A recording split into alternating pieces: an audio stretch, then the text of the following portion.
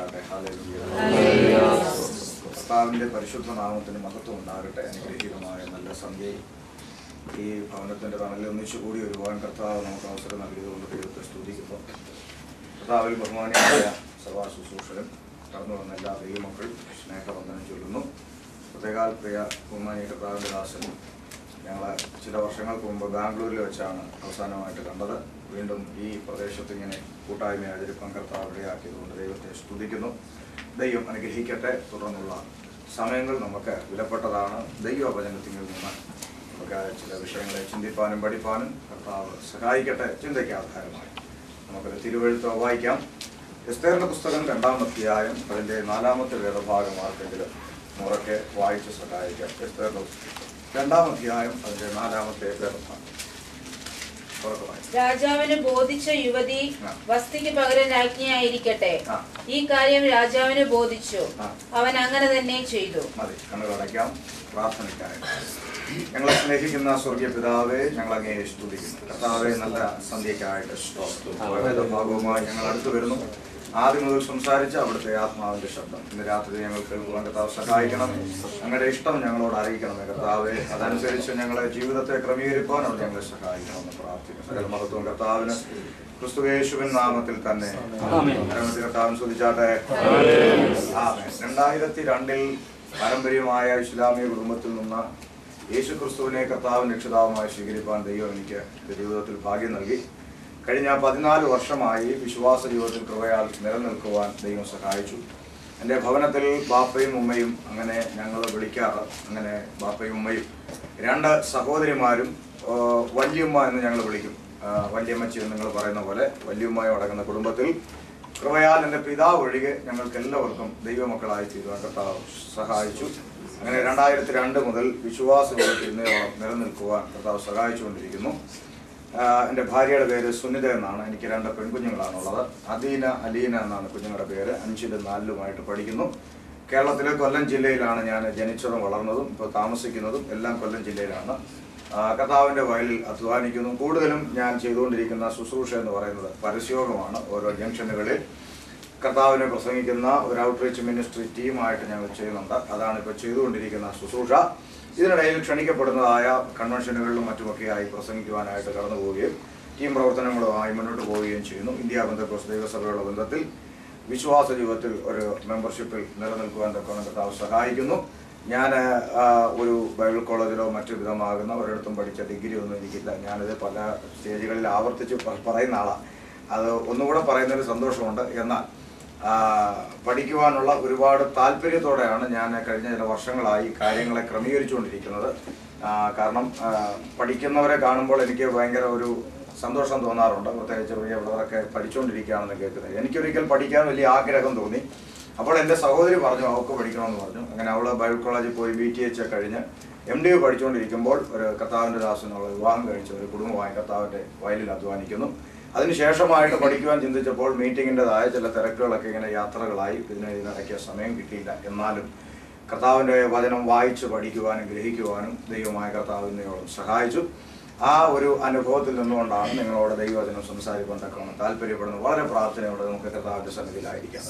നമുക്കറിയാം, വാക്കും ഭാഷണവും കൂടാതെ സകലവിധമാകുന്ന ലോക സംഭവങ്ങളും പ്രവചന സംഭവങ്ങളും പ്രകൃതി സംഭവങ്ങളും ഭരണകൂടത്തിൻ്റെ മാറ്റങ്ങളും ഇതെല്ലാം വിരൽ ചൂണ്ടുന്ന ഒരു യാഥാർത്ഥ്യമുണ്ട്. നമ്മുടെ കർത്താവായ യേശു ക്രിസ്തു വേഗത്തിൽ വാനമേഘ വെളിപ്പെട്ട് വരാൻ പോവുകയാണ്.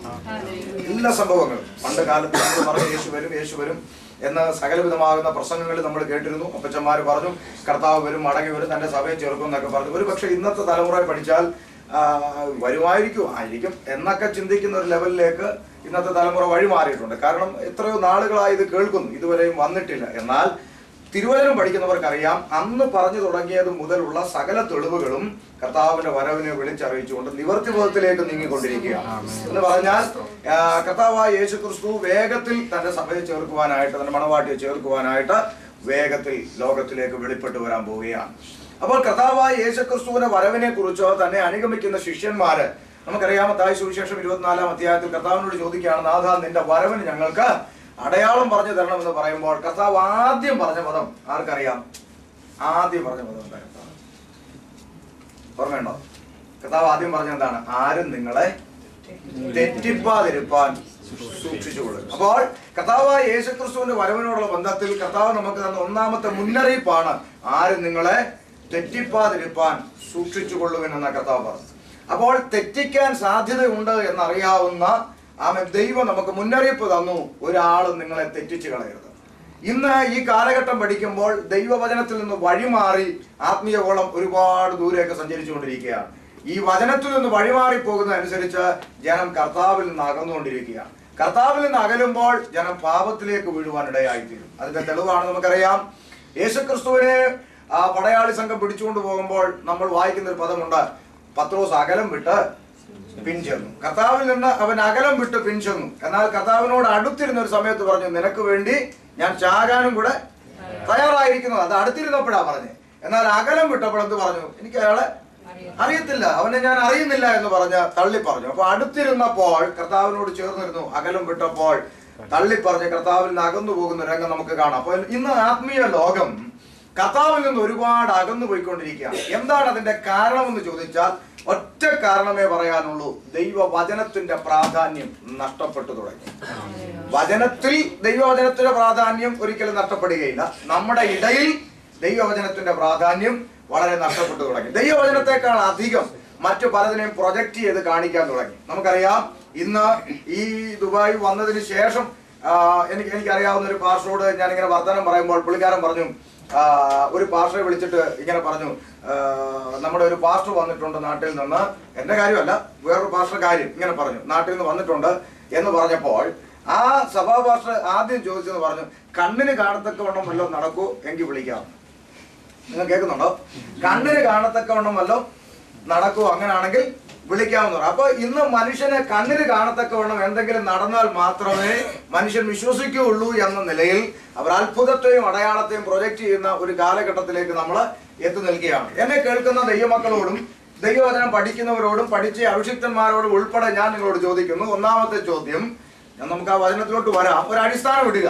ഒന്നാമത്തെ ചോദ്യം, അത്ഭുതങ്ങളോടും അടയാളത്തോടും പിശാചിന് പണക്കമുണ്ടോ? നിങ്ങൾ ഇന്ന് വരെ പഠിച്ച വേദപുസ്തകത്തിന്റെ അടിസ്ഥാനത്തിൽ ഇന്ന് വരെ നിങ്ങൾ പഠിച്ചു, അത്ഭുതത്തോടും അടയാളത്തോടും പിശാചിന് പണക്കമുണ്ടോ? എന്ത് തോന്നുന്നു നിങ്ങൾക്ക്? നമ്മൾ ഒരുമിച്ച് പഠിക്കുകയാണല്ലോ, എന്ത് തോന്നുന്നു? ഒന്നും തോന്നുന്നില്ല. പിശാചിന് പണക്കമുണ്ടോ? ഉണ്ടോ? നിങ്ങൾ ഇന്ന് വരെ പഠിച്ച ദൈവവചനം അനുസരിച്ച് ഞാൻ ചോദിക്കുക, പിണക്കമുണ്ടോ? ഒരു പിണക്കവും പിശാചിന് അത്ഭുതത്തോടും അടയാളത്തോടും ഇല്ല. അതിന്റെ തെളിവ് ഞാൻ നിങ്ങളുടെ മുമ്പിൽ വെക്കാം. നമ്മുടെ കർത്താവായ യേശു ക്രിസ്തു, സാക്ഷാൽ ദൈവമായ ക്രിസ്തു. യേശു ദൈവമാണോ? യേശു ദൈവമാണോ? അയ്യോ, സ്വർഗത്തിൽ മൗനം ഉണ്ടായെന്ന് പറഞ്ഞല്ലോ. യേശു ദൈവമാണോ? അതെ, യേശു ക്രിസ്തു സാക്ഷാൽ ദൈവം തന്നെയാണ്. ഇത് എടുത്തു ചോദിക്കാൻ കാരണം അന്ത്യകാലത്ത് കാണുന്ന ഓരോ കാഴ്ചകൾ. ഇപ്പോൾ ഒരു പാസ്റ്റർ ഇന്റർനെറ്റിൽ പറയുന്നു യേശു ദൈവം അല്ല, യേശു ഒരു പുത്രൻ മാത്രമാണ്, പിതാവ് മാത്രമാണ് ദൈവം, യേശു അയക്കപ്പെട്ടവരാണ്, പുത്രനാണ്. ഞാൻ ഉടനെ പുള്ളിയോട് ചോദിച്ചു, എന്റെ പൊന്നു സഹോദര, 21 വയസ്സ് വരെ ഇത് പഠിച്ച് ജീവിച്ച ഒരാളാണ് ഞാൻ. യേശു ദൈവം അല്ല, പിതാവ് മാത്രമേ ഉള്ളൂ എന്ന് പഠിച്ചത്. അവസാനം യേശു ദൈവമാണെന്ന് വിശ്വസിച്ചാൽ ഞാൻ അതിൽ നിന്ന് ഇങ്ങോട്ട് വന്നു. അപ്പൊ ഇവിടെ ഒരാൾ പറയുന്നു യേശു ദൈവം അല്ല എന്ന്. അങ്ങനെയാണ് നീ നാളെ തന്നെ പോയി എന്നെ പോലെ പൊന്നാനിയിലെങ്ങാനും പോയിട്ട് എന്ത് ചെയ്യാം, നീ അവരുടെ കൂടെ ചേരാൻ പറഞ്ഞു. കാരണം യേശു ക്രിസ്തു ദൈവമല്ല എന്ന് നിഷേധിക്കുന്നവൻ വേദപുസ്തകത്തിൽ അവനെ വിളിക്കുന്നത് അവൻ കള്ളനാണെന്നാണ്. യേശു ക്രിസ്തു സാക്ഷാൽ ദൈവമാണ്. സാക്ഷാൽ ദൈവമായ യേശു ക്രിസ്തു എന്ന് പറയുമ്പോൾ ഈ യഹോവ സാക്ഷികളെ കുറിച്ച് നിങ്ങൾക്ക് അറിയാം. അവരും പറയുന്ന യേശു എന്തല്ല. ഒരിക്കലും യഹോവ സാക്ഷി എന്നോട് സംസാരിക്കാൻ വന്ന പുള്ളി വാക്യങ്ങൾ ഇങ്ങനെ അടുക്കടുക്കായിട്ട് ഇട്ട് തരിക. അതാ യേശു ക്രിസ്തു ദൈവം അല്ല അല്ല അല്ല ഇങ്ങനെ എനിക്ക് കണ്ടിട്ട് എല്ലാം കൂടെ പട്ടുപോയി പിടിക്കുന്ന പോലെ തോന്നി. അത്രയ്ക്ക് വാക്യങ്ങൾ എടുത്തിട്ട് തരിക. സാറിന് ഞാൻ പുള്ളിയോട് പറഞ്ഞു, എനിക്ക് ഒരു ചോദ്യത്തിന് ഉത്തരം തന്നാൽ നിങ്ങളുടെ കൂടെ അടുത്ത ആഴ്ച പള്ളി ഞാനും വരാമെന്ന്. ഒറ്റ ചോദ്യം, എനിക്ക് ഇത്ര ഇതൊന്നും വേണ്ട, ഞാൻ ഒറ്റ ചോദ്യമുള്ളൂ പറഞ്ഞു. പുള്ളിക്കാരൻ പറഞ്ഞു ചോദിച്ചോളാൻ പറഞ്ഞു. ഞാൻ പറഞ്ഞു, യേശു ക്രിസ്തു ഇനിയും പരസ്യമായി ഒലിവുമലയിൽ തന്റെ പാദം ചവിട്ടി തന്റെ സഭയുമായി വിശുദ്ധന്മാരുമായി യഹൂദന്മാർക്ക് ഉദ്ധാരണവും രക്ഷയും നൽകുവാൻ ഒലിവുമലയിൽ പാദം ചവിട്ടി യേശു ക്രിസ്തു പരസ്യമായി വരും എന്ന് താങ്കൾ വിശ്വസിക്കുന്നുണ്ടോ എന്ന് ചോദിച്ചു. അപ്പൊ അദ്ദേഹം പറഞ്ഞു, അതൊക്കെ വിശ്വസിക്കാൻ ഇപ്പൊ എന്താ കുഴപ്പമെന്ന് പറഞ്ഞു. അത് വിശ്വസിക്കുന്നു, അതിനൊന്നും നമുക്ക് തർക്കമൊന്നുമില്ലെന്ന് പറഞ്ഞു. അപ്പോൾ എന്റെ ചോദ്യം അതല്ല. ഞാൻ പറഞ്ഞു, അങ്ങനെ വിശ്വസിക്കുന്നെങ്കിൽ എന്റെ ചോദ്യം ഇതാണ്, ആ വാക്യം എവിടാണെന്ന് കാണിച്ചു തരണം എന്ന് പറഞ്ഞു. അതാണ് എന്റെ ചോദ്യം. അപ്പൊ നിങ്ങൾ ചിന്തിക്കാവുന്ന വാക്യമില്ല, വാക്യമൊക്കെ ഉണ്ട്, പക്ഷെ ഇത് ഞാൻ കാണിച്ചു തരൂല. മനസ്സിലായില്ല നിങ്ങൾക്ക് അല്ലേ? വാക്യമുണ്ട്. എവിടെയാ വാക്യം കിടക്കുന്നത്? എവിടെയാ? അങ്ങോട്ടൊന്നുമില്ല. അയ്യോ, നിങ്ങളെല്ലാം ഇങ്ങനെ അവാർഡ് എന്താ സംഭവം കേൾക്കുന്നുണ്ടോ? ആ വാക്യം എവിടെയാ? സക്കറിയ പ്രവാചകന്റെ പുസ്തകത്തിലെ വാക്യമുള്ളത്. പക്ഷെ ഇയാൾ അത് കാണിക്കില്ല എന്ന് എനിക്ക് ഉറപ്പാണ്. എന്താണ് കാരണം? അവിടെ എഴുതിയിരിക്കുന്നത് എങ്ങനെയാണ്? അന്നാളിൽ യഹോവ തന്റെ സകല വിശുദ്ധന്മാരുമായി വരും, ഒലുമലയിൽ തന്റെ പാദം ചവിട്ടും. അപ്പൊ അവിടെ എഴുതിയിരിക്കുന്ന പദം ആരാണ്? യഹോവ. ഇനി വരാനിരിക്കുന്ന ആരാണ്? യേശു ക്രിസ്തു. അപ്പൊ യേശു യഹോവ ഒന്നല്ലേ? ഇത് അവൻ സമ്മതിക്കേണ്ടി വരും, അത് അവനും അറിയാം. അതുകൊണ്ട് അവിടുന്ന് വയ്യ അങ്ങ് മുങ്ങിക്കളഞ്ഞു. എന്ന് പറഞ്ഞാൽ യേശു ക്രിസ്തു ആരാണ്? സാക്ഷാൽ ദൈവമാണ്. അവൻ ദൈവ രൂപത്തിലിരിക്കെ. ദൈവത്തിന്റെ രൂപം എടുക്കാൻ ആർക്ക് പറ്റും? ദൈവത്തിന്റെ രൂപം എടുക്കാൻ ആർക്ക് പറ്റും? ദൈവത്തിനെ പറ്റുള്ളൂ.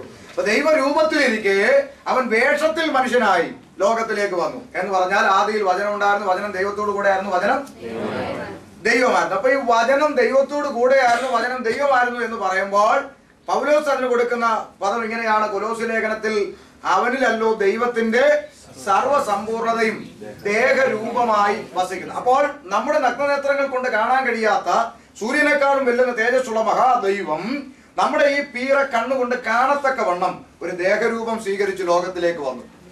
അവന്റെ പേരാണ് യേശു ക്രിസ്തു. അപ്പൊ ഈ ക്രിസ്തു പിതാവിൽ തന്നെ ഉണ്ടായിരുന്നു. അതിന് നല്ലൊരു തെളിവ് ആദാമിൽ നിന്ന് ഹവ്വായെ എടുത്ത രംഗം നോക്കിയാൽ മതി. ആദാമിൽ നിന്ന് ഹവ്വായെ എടുത്തു. ആദാം കണ്ണിന് കണ്ടു നല്ല സുന്ദരി പെൺകുട്ടി ഭാര്യ. പക്ഷെ ആദാം തന്റെ കണ്ണുകൊണ്ട് കാണുന്നതിന് മുൻപ് തന്നെ ഹവ്വ എവിടെയുണ്ട്? ആദാമിലുണ്ട്. ആദാമിൽ നിന്ന് കണ്ണിന് കാണത്തക്കവണ്ണം ഒരു ദേഹരൂപമായപ്പോഴാണ് അതിനെ കാണാൻ പറ്റിയത്. അതിനു മുൻപേ ഇത് ആദാമിലുണ്ട് എന്നതുപോലെ പിതാവിൽ പുത്രനുണ്ട്, അത് കാണത്തക്കവണ്ണം ദേഹരൂപം സ്വീകരിച്ചു. അവനാണ് യേശു ക്രിസ്തു. പോട്ടെ, അപ്പൊ ക്രിസ്തുവിന്റെ ദൈവത്വം പ്രസംഗിക്കാൻ പോയ വിഷയം മൊത്തം മാറും. അതുകൊണ്ട് അങ്ങോട്ട് പോകാതെ. അപ്പോൾ സാക്ഷാൽ ദൈവമായ ക്രിസ്തു മരുഭൂമിയിൽ ഉപവസിക്കുന്ന സമയത്താണ് ദൈവമായ ക്രിസ്തുവിന്റെ മുമ്പിൽ വന്ന് നെഞ്ചു പിരിച്ചു വെല്ലുവിളിച്ചു. ആര്? പിശാച് യേശുവിനെ വെല്ലുവിളിച്ചുകൊണ്ട് ആവശ്യപ്പെട്ട 3 കാര്യങ്ങൾ നിങ്ങൾക്കറിയാം. സൺഡേ ക്ലാസ്സിലെ പിള്ളേർക്ക് വരെ അറിയാവുന്ന കാര്യങ്ങൾ. എന്താ 3 കാര്യം? പറഞ്ഞേ.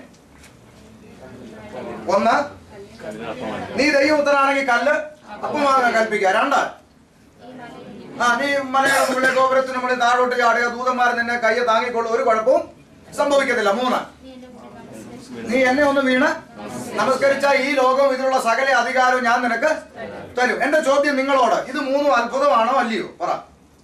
ഇത് 3 അത്ഭുതമാണോ അല്ലയോ? പറ. പറ, സമയമില്ല, കിട്ടുന്നില്ല. എന്താ വെച്ചാ പേരെന്തായിരുന്നു വെച്ചാ?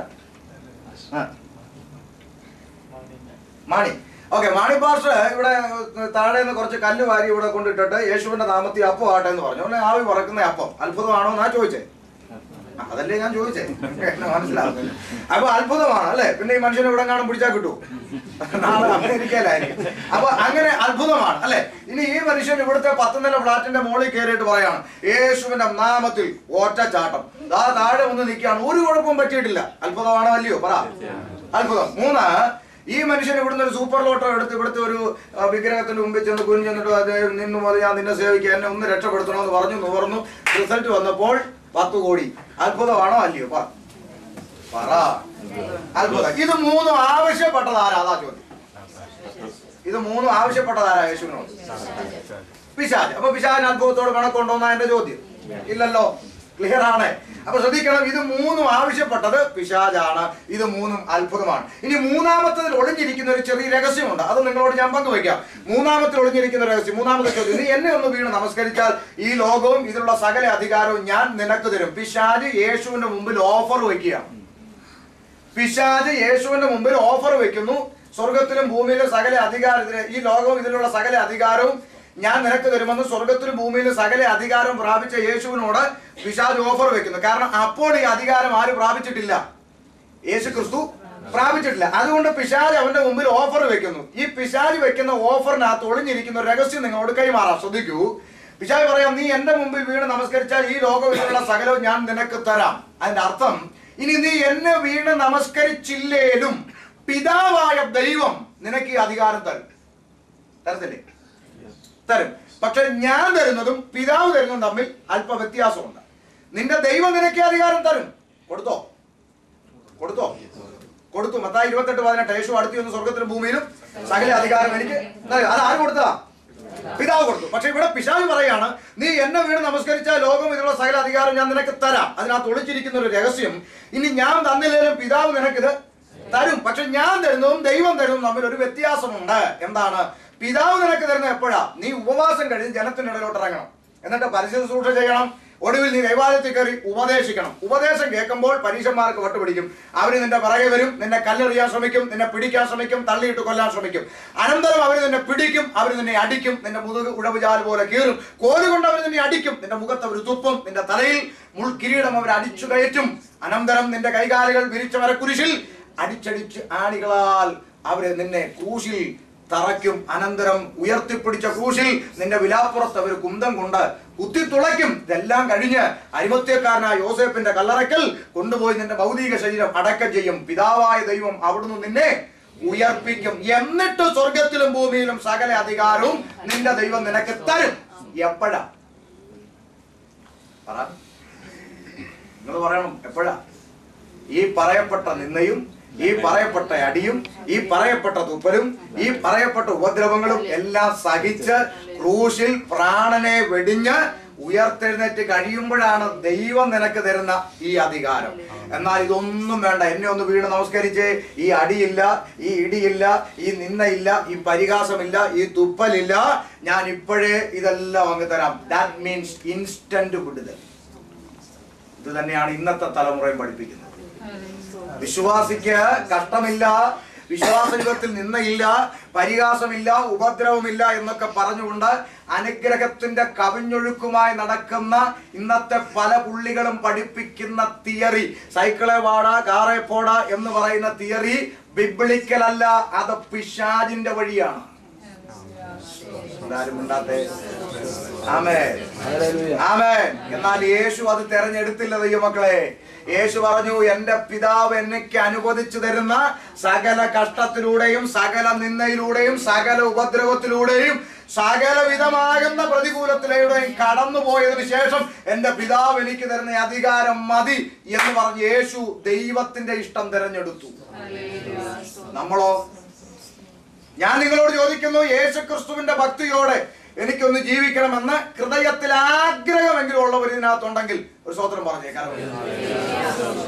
ബാക്കി കേട്ടോ, ക്രിസ്തുവേശുവിൽ ഭക്തിയോടെ ജീവിക്കാൻ ആഗ്രഹിക്കുന്ന എല്ലാവർക്കും ഉപദ്രവം ഉണ്ടാകുമെന്ന് വചനം. കാഹളനാദത്തിങ്കൽ യേശു ക്രിസ്തുവിനോട് കൂടെ തേജസ്കരിക്കപ്പെട്ട് പറക്കണമെന്ന് ആഗ്രഹമുള്ളവർ ഇതിനകത്തുണ്ടെങ്കിൽ ഒരു സ്തോത്രം പറഞ്ഞേ.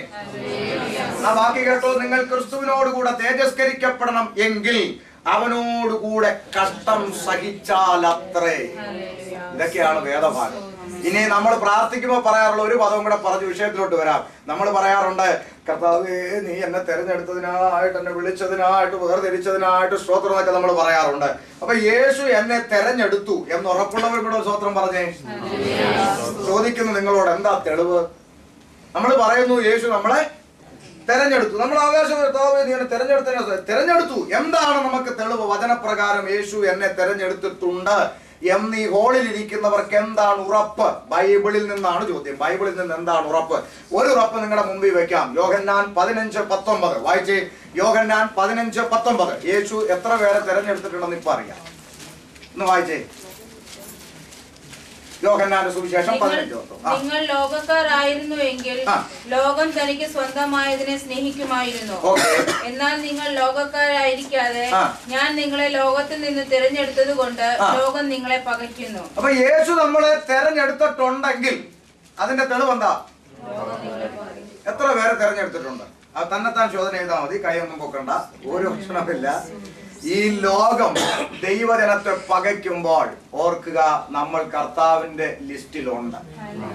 ലോകം നിന്നെ പകയ്ക്കുന്നില്ല, ചേർത്ത് പിടിച്ച് അഡ്ജസ്റ്റ് ചെയ്ത് ഒരു തട്ടിപ്പൊത്ത് പരുവത്തിൽ മ്യൂച്വൽ അണ്ടർസ്റ്റാൻഡിങ്ങിൽ ഒരു പാല വിട്ട അങ്ങോട്ടും ഇങ്ങോട്ടും എന്നൊക്കെ പറഞ്ഞ് ഒരു അവിയല് പരുവത്തിൽ പോകുന്നെങ്കിൽ ആമേൻ നീ വിഷമിക്കണം. ക്രിസ്തുവിന്റെ തിരഞ്ഞെടുപ്പിൽ നീ ഇല്ല. ആമേൻ. കർത്താവ് നമ്മെ തെരഞ്ഞെടുത്തിട്ടുണ്ടെങ്കിൽ ലോകത്തിൽ നമുക്ക് കഷ്ടം ഉണ്ട്. പിന്നെ ലോകക്കാർക്കില്ലാത്തൊരു പ്രത്യാശ നമുക്കുണ്ട്. ലോകത്തെ ജയിച്ചവൻ നമ്മുടെ കൂടെ ഉണ്ട്. അതാണ് നമ്മുടെ പ്രത്യാശ. അപ്പോൾ ഈ മൂന്ന് കാര്യങ്ങളും ആവശ്യപ്പെട്ടത് പിശാചാണ്. ദാറ്റ് മീൻസ് പിശാചിന് അത്ഭുതത്തോട് കണക്കമില്ല. മുഴ മാറി എന്ന് പറഞ്ഞാൽ അവന് കണക്കമില്ല. ക്യാൻസർ മാറി എന്ന് പറഞ്ഞാൽ പിശാചിന് കണക്കമില്ല. ഇതെല്ലാം ആവശ്യപ്പെട്ടത് പിശാച. പക്ഷെ യേശു ഇത് കേട്ടുടനെ, പിതാവേ ഇവൻ വെല്ലുവിളിക്കുന്ന കേട്ടോ, ഇപ്പൊ തന്നെ പിതാവേ നിന്റെ അധികാരമുള്ള നാമത്തിൽ ഞാൻ കൽപ്പിക്കുന്നു, ഈ കല്ല് അപ്പമാട്ടെ. യേശു അവിടെ കിടന്ന് വല്ലതും കൽപ്പിച്ചു, തുപ്പിയോ വല്ലതും ചെയ്തോ? നിങ്ങൾ ആരും മിണ്ടുന്നില്ല. ചെയ്തോ? യേശു ഇതൊന്നും ചെയ്യാൻ പോയില്ല. പിശാചിന്റെ വാക്ക് കേട്ട് അത്ഭുതം ചെയ്ത് കാണിച്ച് ദൈവമാണെന്ന് തെളിയിക്കേണ്ട ഗതികേടൊന്നും യേശുവിന് ഇല്ല. ഇന്ന് ചിലരൊക്കെ സ്റ്റേജിൽ പറഞ്ഞ് ഞാൻ കേട്ടിട്ടുണ്ട്, ഇത് നിനക്ക് ഇപ്പൊ തെളിയിക്കാനുള്ള സമയമാണ്, യേശുവ് നീ ദൈവമാണെന്ന് ഇപ്പൊ തെളിയിച്ചോണം, ഇപ്പൊ തെളിയിച്ചോണം. അത്ഭുതം ചെയ്ത് ദൈവമാണെന്ന് തെളിയിക്കേണ്ട ഗതികേടൊന്നും ഞാൻ സേവിക്കുന്ന യേശുവിനില്ല. കാരണം അവൻ സാക്ഷാൽ ദൈവമായത് കൊണ്ടാണ് നമ്മൾ അവനെ ആരാധിക്കാൻ ഇറങ്ങുന്നത്. ജാതികളുടെ ദൈവം അവരെ കൊണ്ടുവച്ച് തിരികെത്തിച്ച് മാലയിട്ട് പൂജ ചെയ്ത് പയ്യെ ഇതിനെ ദൈവം ആക്കിയെടുക്കുമ്പോൾ നമ്മൾ സേവിക്കുന്ന ദൈവത്തെ നാം പ്രാർത്ഥിച്ചും സാക്ഷ്യം പറഞ്ഞും ഇല്ലാത്ത പെരുപ്പിച്ച് കാണിച്ചും, അയ്യോ ഞാൻ ഇന്നലെ അങ്ങോട്ട് പോയപ്പോൾ ഇങ്ങനെ സംഭവിച്ചു എന്നൊക്കെ പറഞ്ഞു, എൻ്റെ മുറിയിൽ ഇങ്ങനെ ഇറങ്ങി വന്നു എന്നൊക്കെ ഇല്ലാത്തത് പ്രൊജക്ട് ചെയ്ത് കാണിച്ചിട്ട് ദൈവമാക്കേണ്ട ഗതികേടൊന്നും ഞാൻ ആരാധിക്കുന്ന യേശുവിനില്ല. Because he is already lord. ദൈവമാണ്, അവൻ ദൈവമായത് കൊണ്ടാണ് നമ്മൾ അവനെ ആരാധിക്കുന്നത്. ആമേൻ. ഇതൊന്നും കേട്ട് യേശു അത്ഭുതം ചെയ്യാൻ നിന്നില്ല. പകരം എന്ത് ചെയ്തു നിങ്ങൾക്ക് അറിയാമോ? ഒരു വചനം അങ്ങോട്ട് എടുത്തു, അവന്റെ നെഞ്ചിന്റെ നേരെ അങ്ങോട്ട് തൊടുത്തു. മനുഷ്യൻ അപ്പം കൊണ്ട് മാത്രമല്ലടോ, ദൈവത്തിന്റെ വായിൽ നിന്ന് വരുന്ന സകല വചനത്താലും ജീവിക്കുന്നു എന്ന്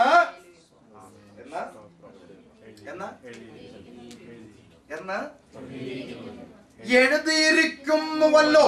അപ്പൊ എഴുതിയിരിക്കുന്ന നീ പിശാചിനോട് പറയണമെങ്കിൽ കുറഞ്ഞ പക്ഷം അത് പുസ്തകത്തിൽ എഴുതിയിട്ടുണ്ടെന്ന് അറിയണ്ടേ? അറിയാതെ എങ്ങനെ പറയുന്നത്?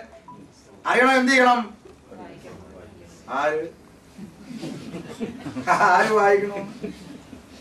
ആര് വായിക്കുന്നു? പ്രാഗൽഭ്യത്തോടെ ഇന്ന് രാത്രി വാഗ്ദത്തപ്രകാരം 2-3 പേരെ നാമത്തിൽ കൂടി വരുന്ന മധ്യ ഞാൻ ഉണ്ടെന്ന് പറഞ്ഞ കർത്താവിന്റെ സാന്നിധ്യം എന്റെയും നിങ്ങളുടെ നടുവിൽ ഉണ്ടെന്ന് ഞാൻ വിശ്വസിക്കുന്നു. ഈ മഹാദൈവം സാക്ഷിയായി പ്രാഗൽഭ്യത്തോടെ പറ, കർത്താവെ, ഒരു ദിവസം കുറഞ്ഞ പക്ഷം ഒരധ്യായമെങ്കിലും വായിക്കാതെ ഞാൻ ഉറങ്ങാറില്ലെന്ന് പറയാൻ തന്റെ ഇടവും പ്രാഗൽഭ്യമുള്ളവർ ഒന്ന് കൈവക്കാൻ ഞാൻ പറഞ്ഞാൽ നിങ്ങൾ വിഷമിക്കും. അതുകൊണ്ട് ഞാൻ പറയത്തില്ല. ആമേൻ. കുറഞ്ഞ പക്ഷം ഒരധ്യായമെങ്കിലും വായിക്കാതെ ഉറങ്ങുന്ന പുള്ളികളെ പള്ളി വന്നിരുന്നിട്ട് പരാതി മൊത്തം ആരോടാ? കാണുന്നില്ലേ, കേൾക്കുന്നില്ലേ, എന്നെ വേണ്ടായോ ദൈവമേ. ചോദ്യം മൊത്തം കർത്താവിനോട്. എന്നിട്ട് കൊയർ ടീമിന്റെ കൂടെ ഒരു പാട്ടും, എന്തിനെന്ന് ചോദിക്കില്ല ഞാൻ. നമ്മൾ സ്വയം നിങ്ങൾക്കറിയാമോ, ഇന്ന് നാട്ടിലെയൊക്കെ അവസ്ഥ പഠിച്ചാൽ 7 മണി തൊട്ട് 10 വരെ സീരിയലിന്റെ മുമ്പിലിരുന്ന് പട്ടി മൂങ്ങുന്ന പോലെ മൂങ്ങിയാലും അരമണിക്കൂർ വേദപുസ്തകം വായിക്കത്തില്ല ദൈവമക്കളെ. ഇന്ന് പലർക്കും ഇത് ഉറക്ക ഗുളിക. ചിലർ പറയും, ഭാഷയെ തിരിഞ്ഞും മറിഞ്ഞും കിടന്നിട്ട് ഉറക്കം വരുന്നില്ല. അവസാനം ബൈബിൾ എടുത്തു വന്ന് വായിച്ചു. അപ്പോൾ ഉറക്ക ഗുളികയായി മാറിക്കൊണ്ടിരിക്കുന്ന പശ്ചാത്തലം. അന്ത്യകാലമാണ്. ദൈവവചനം അകത്തില്ലാതെ ഒരു മനുഷ്യന് പോലും വിശ്വാസ ജീവിതത്തിൽ നിലനിൽക്കാൻ കഴിയത്തില്ലെന്ന് തിരിച്ചറിയ ദൈവമക്കളെ. ഇന്ന് അനേക വിശ്വാസ ഭവനങ്ങളിൽ സന്ധ്യാപ്രാർത്ഥന പോലും ഇല്ല. നിങ്ങൾക്കറിയാമോ? സന്ധ്യാപ്രാർത്ഥനയില്ല. അനേക ഭവനങ്ങളിൽ സന്ധ്യാപ്രാർത്ഥനയില്ല. ഞാൻ വയനാട്ടില് ഒരു കൺവെൻഷന് യോഗം കഴിഞ്ഞിറങ്ങിയപ്പോൾ വർഷങ്ങൾക്ക് ശേഷം ഒരു ഫാമിലി കണ്ടു. യോ, ഷമീർ വർഷം എവിടെ? ഇത്ര നാളായി കണ്ടിട്ട് സന്തോഷമായിരിക്കുന്ന. എവിടെ താമസം? രാത്രി ഇവിടെ അടുത്ത് ലോഡ്ജിൽ ലോഡ്ജോ ഇവിടെ 2 നില വീട് ദൈവം തന്ന. പിന്നെ ദൈവാസന്മാർക്ക് താമസിക്കാൻ ഇങ്ങോട്ട് വരാൻ പറഞ്ഞു പിടിച്ച് ചുരുക്കി പറഞ്ഞാൽ അവർ കൊണ്ടുവിടാൻ കാറില്ല. നമുക്ക് സന്തോഷം. കൊണ്ടുവിട്ടു. നല്ല ഭക്ഷണം, നല്ല സൗകര്യം. ദൈവം അവരെ അനുഗ്രഹിക്കട്ടെ. 3-ാം ദിവസം ഞാൻ ചായ കൂടി സമയം 4 മണിക്ക് ഡ്രസ്സൊക്കെ എടുത്ത് പാക്ക് ചെയ്തു. കാരണം യോഗം കഴിഞ്ഞ് ആ വഴി കൊല്ലത്തിന് പോകണമല്ലോ. അപ്പോൾ അതുകൊണ്ട് ഡ്രസ്സൊക്കെ പാക്ക് ചെയ്ത് എഴുതുന്ന ചായ കുടിച്ചുകൊണ്ടിരിക്കുക 4 മണി സമയം. അപ്പൊ അപ്പുറത്തെ വീട്ടിലെ വിശ്വാസി അല്ലാത്ത ആന്റി അരമതിലിന്റെ അടുത്ത് വന്ന് നമ്മുടെ വിശ്വാസി ആന്റിയെ വിളിക്കുക. സുസമ്മേ എന്ന് വിളിച്ചു. അപ്പൊ നമ്മുടെ വിശ്വാസി ആന്റി സിറ്റൗട്ടിലോട്ട് ഇറങ്ങി, എന്നാ മാമേ, വീട്ടിലെന്തുവാടി വിശേഷം? ഒന്നുമില്ല മാമേ. അല്ല, 2 ദിവസമായി സന്ധ്യക്ക് കയ്യടിയും പാട്ടും ഒക്കെ കേൾക്കുന്നു. അമ്മാമ എന്നെ ഒന്ന് നോക്കി എന്തോ ചെയ്യണമെന്ന് അറിയാൻ വയ്യാതെ ഇങ്ങനെ നിൽക്കുക വിറച്ച്. വല്ലതും മനസ്സിലായോ? ജാതിയായ ആന്റിക്ക് ഒരു അത്ഭുതം. 2 ദിവസമായിട്ട് വിശ്വാസിയുടെ വീട്ടിൽ സന്ധ്യക്ക് കയ്യടിയും പാട്ടും ഒക്കെ. എന്തുവാ വിശേഷമെന്ന് ഒക്കെ നമ്മുടെ ചങ്കത്ത് കൊള്ളണം ദൈവമക്കളെ. കേൾക്കുന്നുണ്ടോ? പിന്നെ പാസ്റ്റർമാർ വന്നാൽ പ്രാർത്ഥിക്കാതിരിക്കാൻ പറ്റും. അപ്പൊ പല വീട്ടിലും സന്ധ്യാപ്രാർത്ഥന നടക്കണം. ആര് വരണം? പാസ്റ്റർ വണ്ടി ദൂരെ നിന്ന് കാണുമ്പോഴും പാസ്റ്റർ നിർത്തണം പറഞ്ഞ ബഹളം. എന്നിട്ട് പാസ്റ്റർ അകത്ത് വരുമ്പോൾ ഒരു ഡയലോഗ്, അതാ സഹിക്കാൻ വയ്യാത്ത. ഈ പാസ്റ്റർ ഒന്ന് വിളിച്ചു പറഞ്ഞേച്ച് വരുന്നത് എന്തെങ്കിലും ഒന്ന് കരുതി വെക്കണം എന്ന് വിചാരിച്ചു.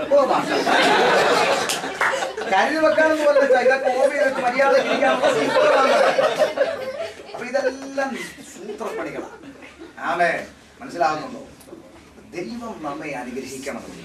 നാം ദൈവവചനത്തോട് നീതി പുലർത്തുന്നവരായിരിക്കണം. കുറഞ്ഞ പക്ഷം ഒരധ്യായമെങ്കിലും നാം വായിച്ചിരിക്കണം. ദൈവവചനം നമ്മുടെ അകത്തുണ്ടായിരിക്കണം. അന്ത്യകാലത്തെ ക്രിസ്തു എന്ന തലയോളം വചനമെന്ന മായമില്ലാത്ത പാല് കുടിച്ച് രക്ഷയ്ക്കായി നാം വചനത്തിൽ വളരേണ്ടത് അനിവാര്യമായിരിക്കുന്നു. നാം ഇന്നും ശിശുവായിരിക്കരുത്. അങ്ങനെ ആയിരിക്കുന്നത് കൊണ്ടാണ് ആ ആത്മീയ ഗോളത്തിൽ അനേകർ നമ്മെ തെറ്റിക്കുവാനിടയാകും. നാം ഇന്നും ശിശുവായിട്ടിരിക്കരുത്. നാം പരിജ്ഞാനത്തിൽ ദൈവവചനത്തിൽ വളരേണ്ടിയിരിക്കുന്നു. അപ്പോൾ ഇവിടെ പറഞ്ഞതിന്റെ താല്പര്യം അവിടെ വചനമാണ് ശത്രുവിന്റെ നേരെ ഉപയോഗിച്ചത്. അങ്ങനെയെങ്കിൽ എന്തുകൊണ്ടാണ് ഞാൻ ഈ വേദഭാഗം വായിച്ചിട്ട് ഇത്രയും കാര്യങ്ങൾ മുഖവുരയായി പറഞ്ഞത്? സമയമില്ലെന്ന് എനിക്കറിയാം. എങ്കിലും പറഞ്ഞത്, ഇന്ന് കേരളക്കരെ പഠിച്ചു കഴിഞ്ഞാൽ വചനവിരുദ്ധമായ ഒരുപാട് പുതിയ തിയറികൾ ആത്മീയ കുളത്തിലോട്ട് ഇങ്ങനെ കയറിക്കൊണ്ടിരിക്കുക. ഒരുപാടുണ്ട്. ഞാൻ അതൊന്നും പറഞ്ഞ് സമയം കളയുന്നില്ല. പകരം ഒന്ന് ഞാൻ പറയാം. അടുത്ത കാലത്ത് പുല്ലാട് കുമ്പനാടിനടുത്ത് ഒരു യോഗത്തിന് ഞാൻ പോയപ്പോൾ ഒരു പാസ്റ്റർ ഭക്ഷണം കഴിക്കുമ്പോൾ ഞങ്ങൾ ഇങ്ങനെ ഒരു വർത്തമാനം പറയുകയാണ്. അപ്പോൾ അദ്ദേഹം പറഞ്ഞു, എൻ്റെ പാസ്റ്റർ എനിക്ക് ഇതൊന്നും കണ്ട് സഹിക്കാൻ വയ്യാത്ത ഒരു അവസ്ഥയാണ്. ഞാൻ ചോദിച്ചു, എന്താ വിഷയം എന്താ? ഇവിടെ അടുത്തൊരു കൺവെൻഷൻ ഒരുത്തം വന്ന് പ്രസംഗിച്ചിട്ട് അവൻ പറഞ്ഞു, പഴയ നിയമം കീറിക്കളയണം, പഴയ നിയമം കീറിക്കളയാം. ഇപ്പോഴും കുറെ പാത്രന്മാര് സങ്കീർത്തനം കൊണ്ടിരിക്കുകയെന്നും പറഞ്ഞ് കളിയാക്കിയിട്ട് പഴയ നിയമം കീറാൻ പോയെന്ന് സ്റ്റേജ് വെച്ച് പുള്ളി അവിടെ നിന്ന് ഇറങ്ങിപ്പോയെന്നൊക്കെ പറഞ്ഞു. എനിക്കറിയത്തില്ല ഉള്ളതോ ഇല്ലാത്തോ, പക്ഷെ ഇങ്ങനെ ഒരു പഠിപ്പിക്കൽ വ്യാപകമായി ഇപ്പോൾ വരുന്നുണ്ട്. പഴയ നിയമം വേണ്ട. ഞാൻ നിങ്ങളെ കൊണ്ട് വായിപ്പിച്ച കുറിവാക്യം പഴയ നിയമമാണ്. എന്തിനാണ് വായിപ്പിച്ചത്? മനഃപൂർവ്വമാണ്. എന്താ കാരണം? പഴയ നിയമം വേണ്ട എന്ന് പഠിപ്പിക്കുവാൻ ഒരിക്കലും സാധ്യമല്ല. പഴയ നിയമം പുതിയ നിയമം കൂടെ ചേർന്ന പുസ്തകത്തെയാണ് നമ്മൾ എന്ത് വിളിച്ചത്? വേദപുസ്തകം എന്ന് വിളിച്ചോ പഠിച്ചത്. പഴയ നിയമം നിഴലും പുതിയ നിയമം എന്താണ്? പൊരുളുമാം. അത് പണ്ട് തലനരച്ചവർക്കറിയാം. നമ്മുടെയൊക്കെ പിതാക്കന്മാരുടെ കാലത്ത് ദൈവസഭകളിൽ ബൈബിൾ ക്ലാസ് എന്ന് പറഞ്ഞൊരു പരിപാടി ഉണ്ടായിരുന്നു. അന്ന് അവര് പഴയ നിയമവും പുതിയ നിയമവും വേർതിരിച്ച് നിഴലും പൊരുളും എന്ന് പറഞ്ഞ് ക്ലാസ് വെച്ച് അന്നത്തെ തലമുറയെ ദൈവവചനം പഠിപ്പിച്ചിരുന്നു. അതുകൊണ്ട് പ്രായമുള്ളവർക്കറിയാം ദൈവവചനത്തിൽ അവർക്ക് അടിസ്ഥാനമുണ്ട്.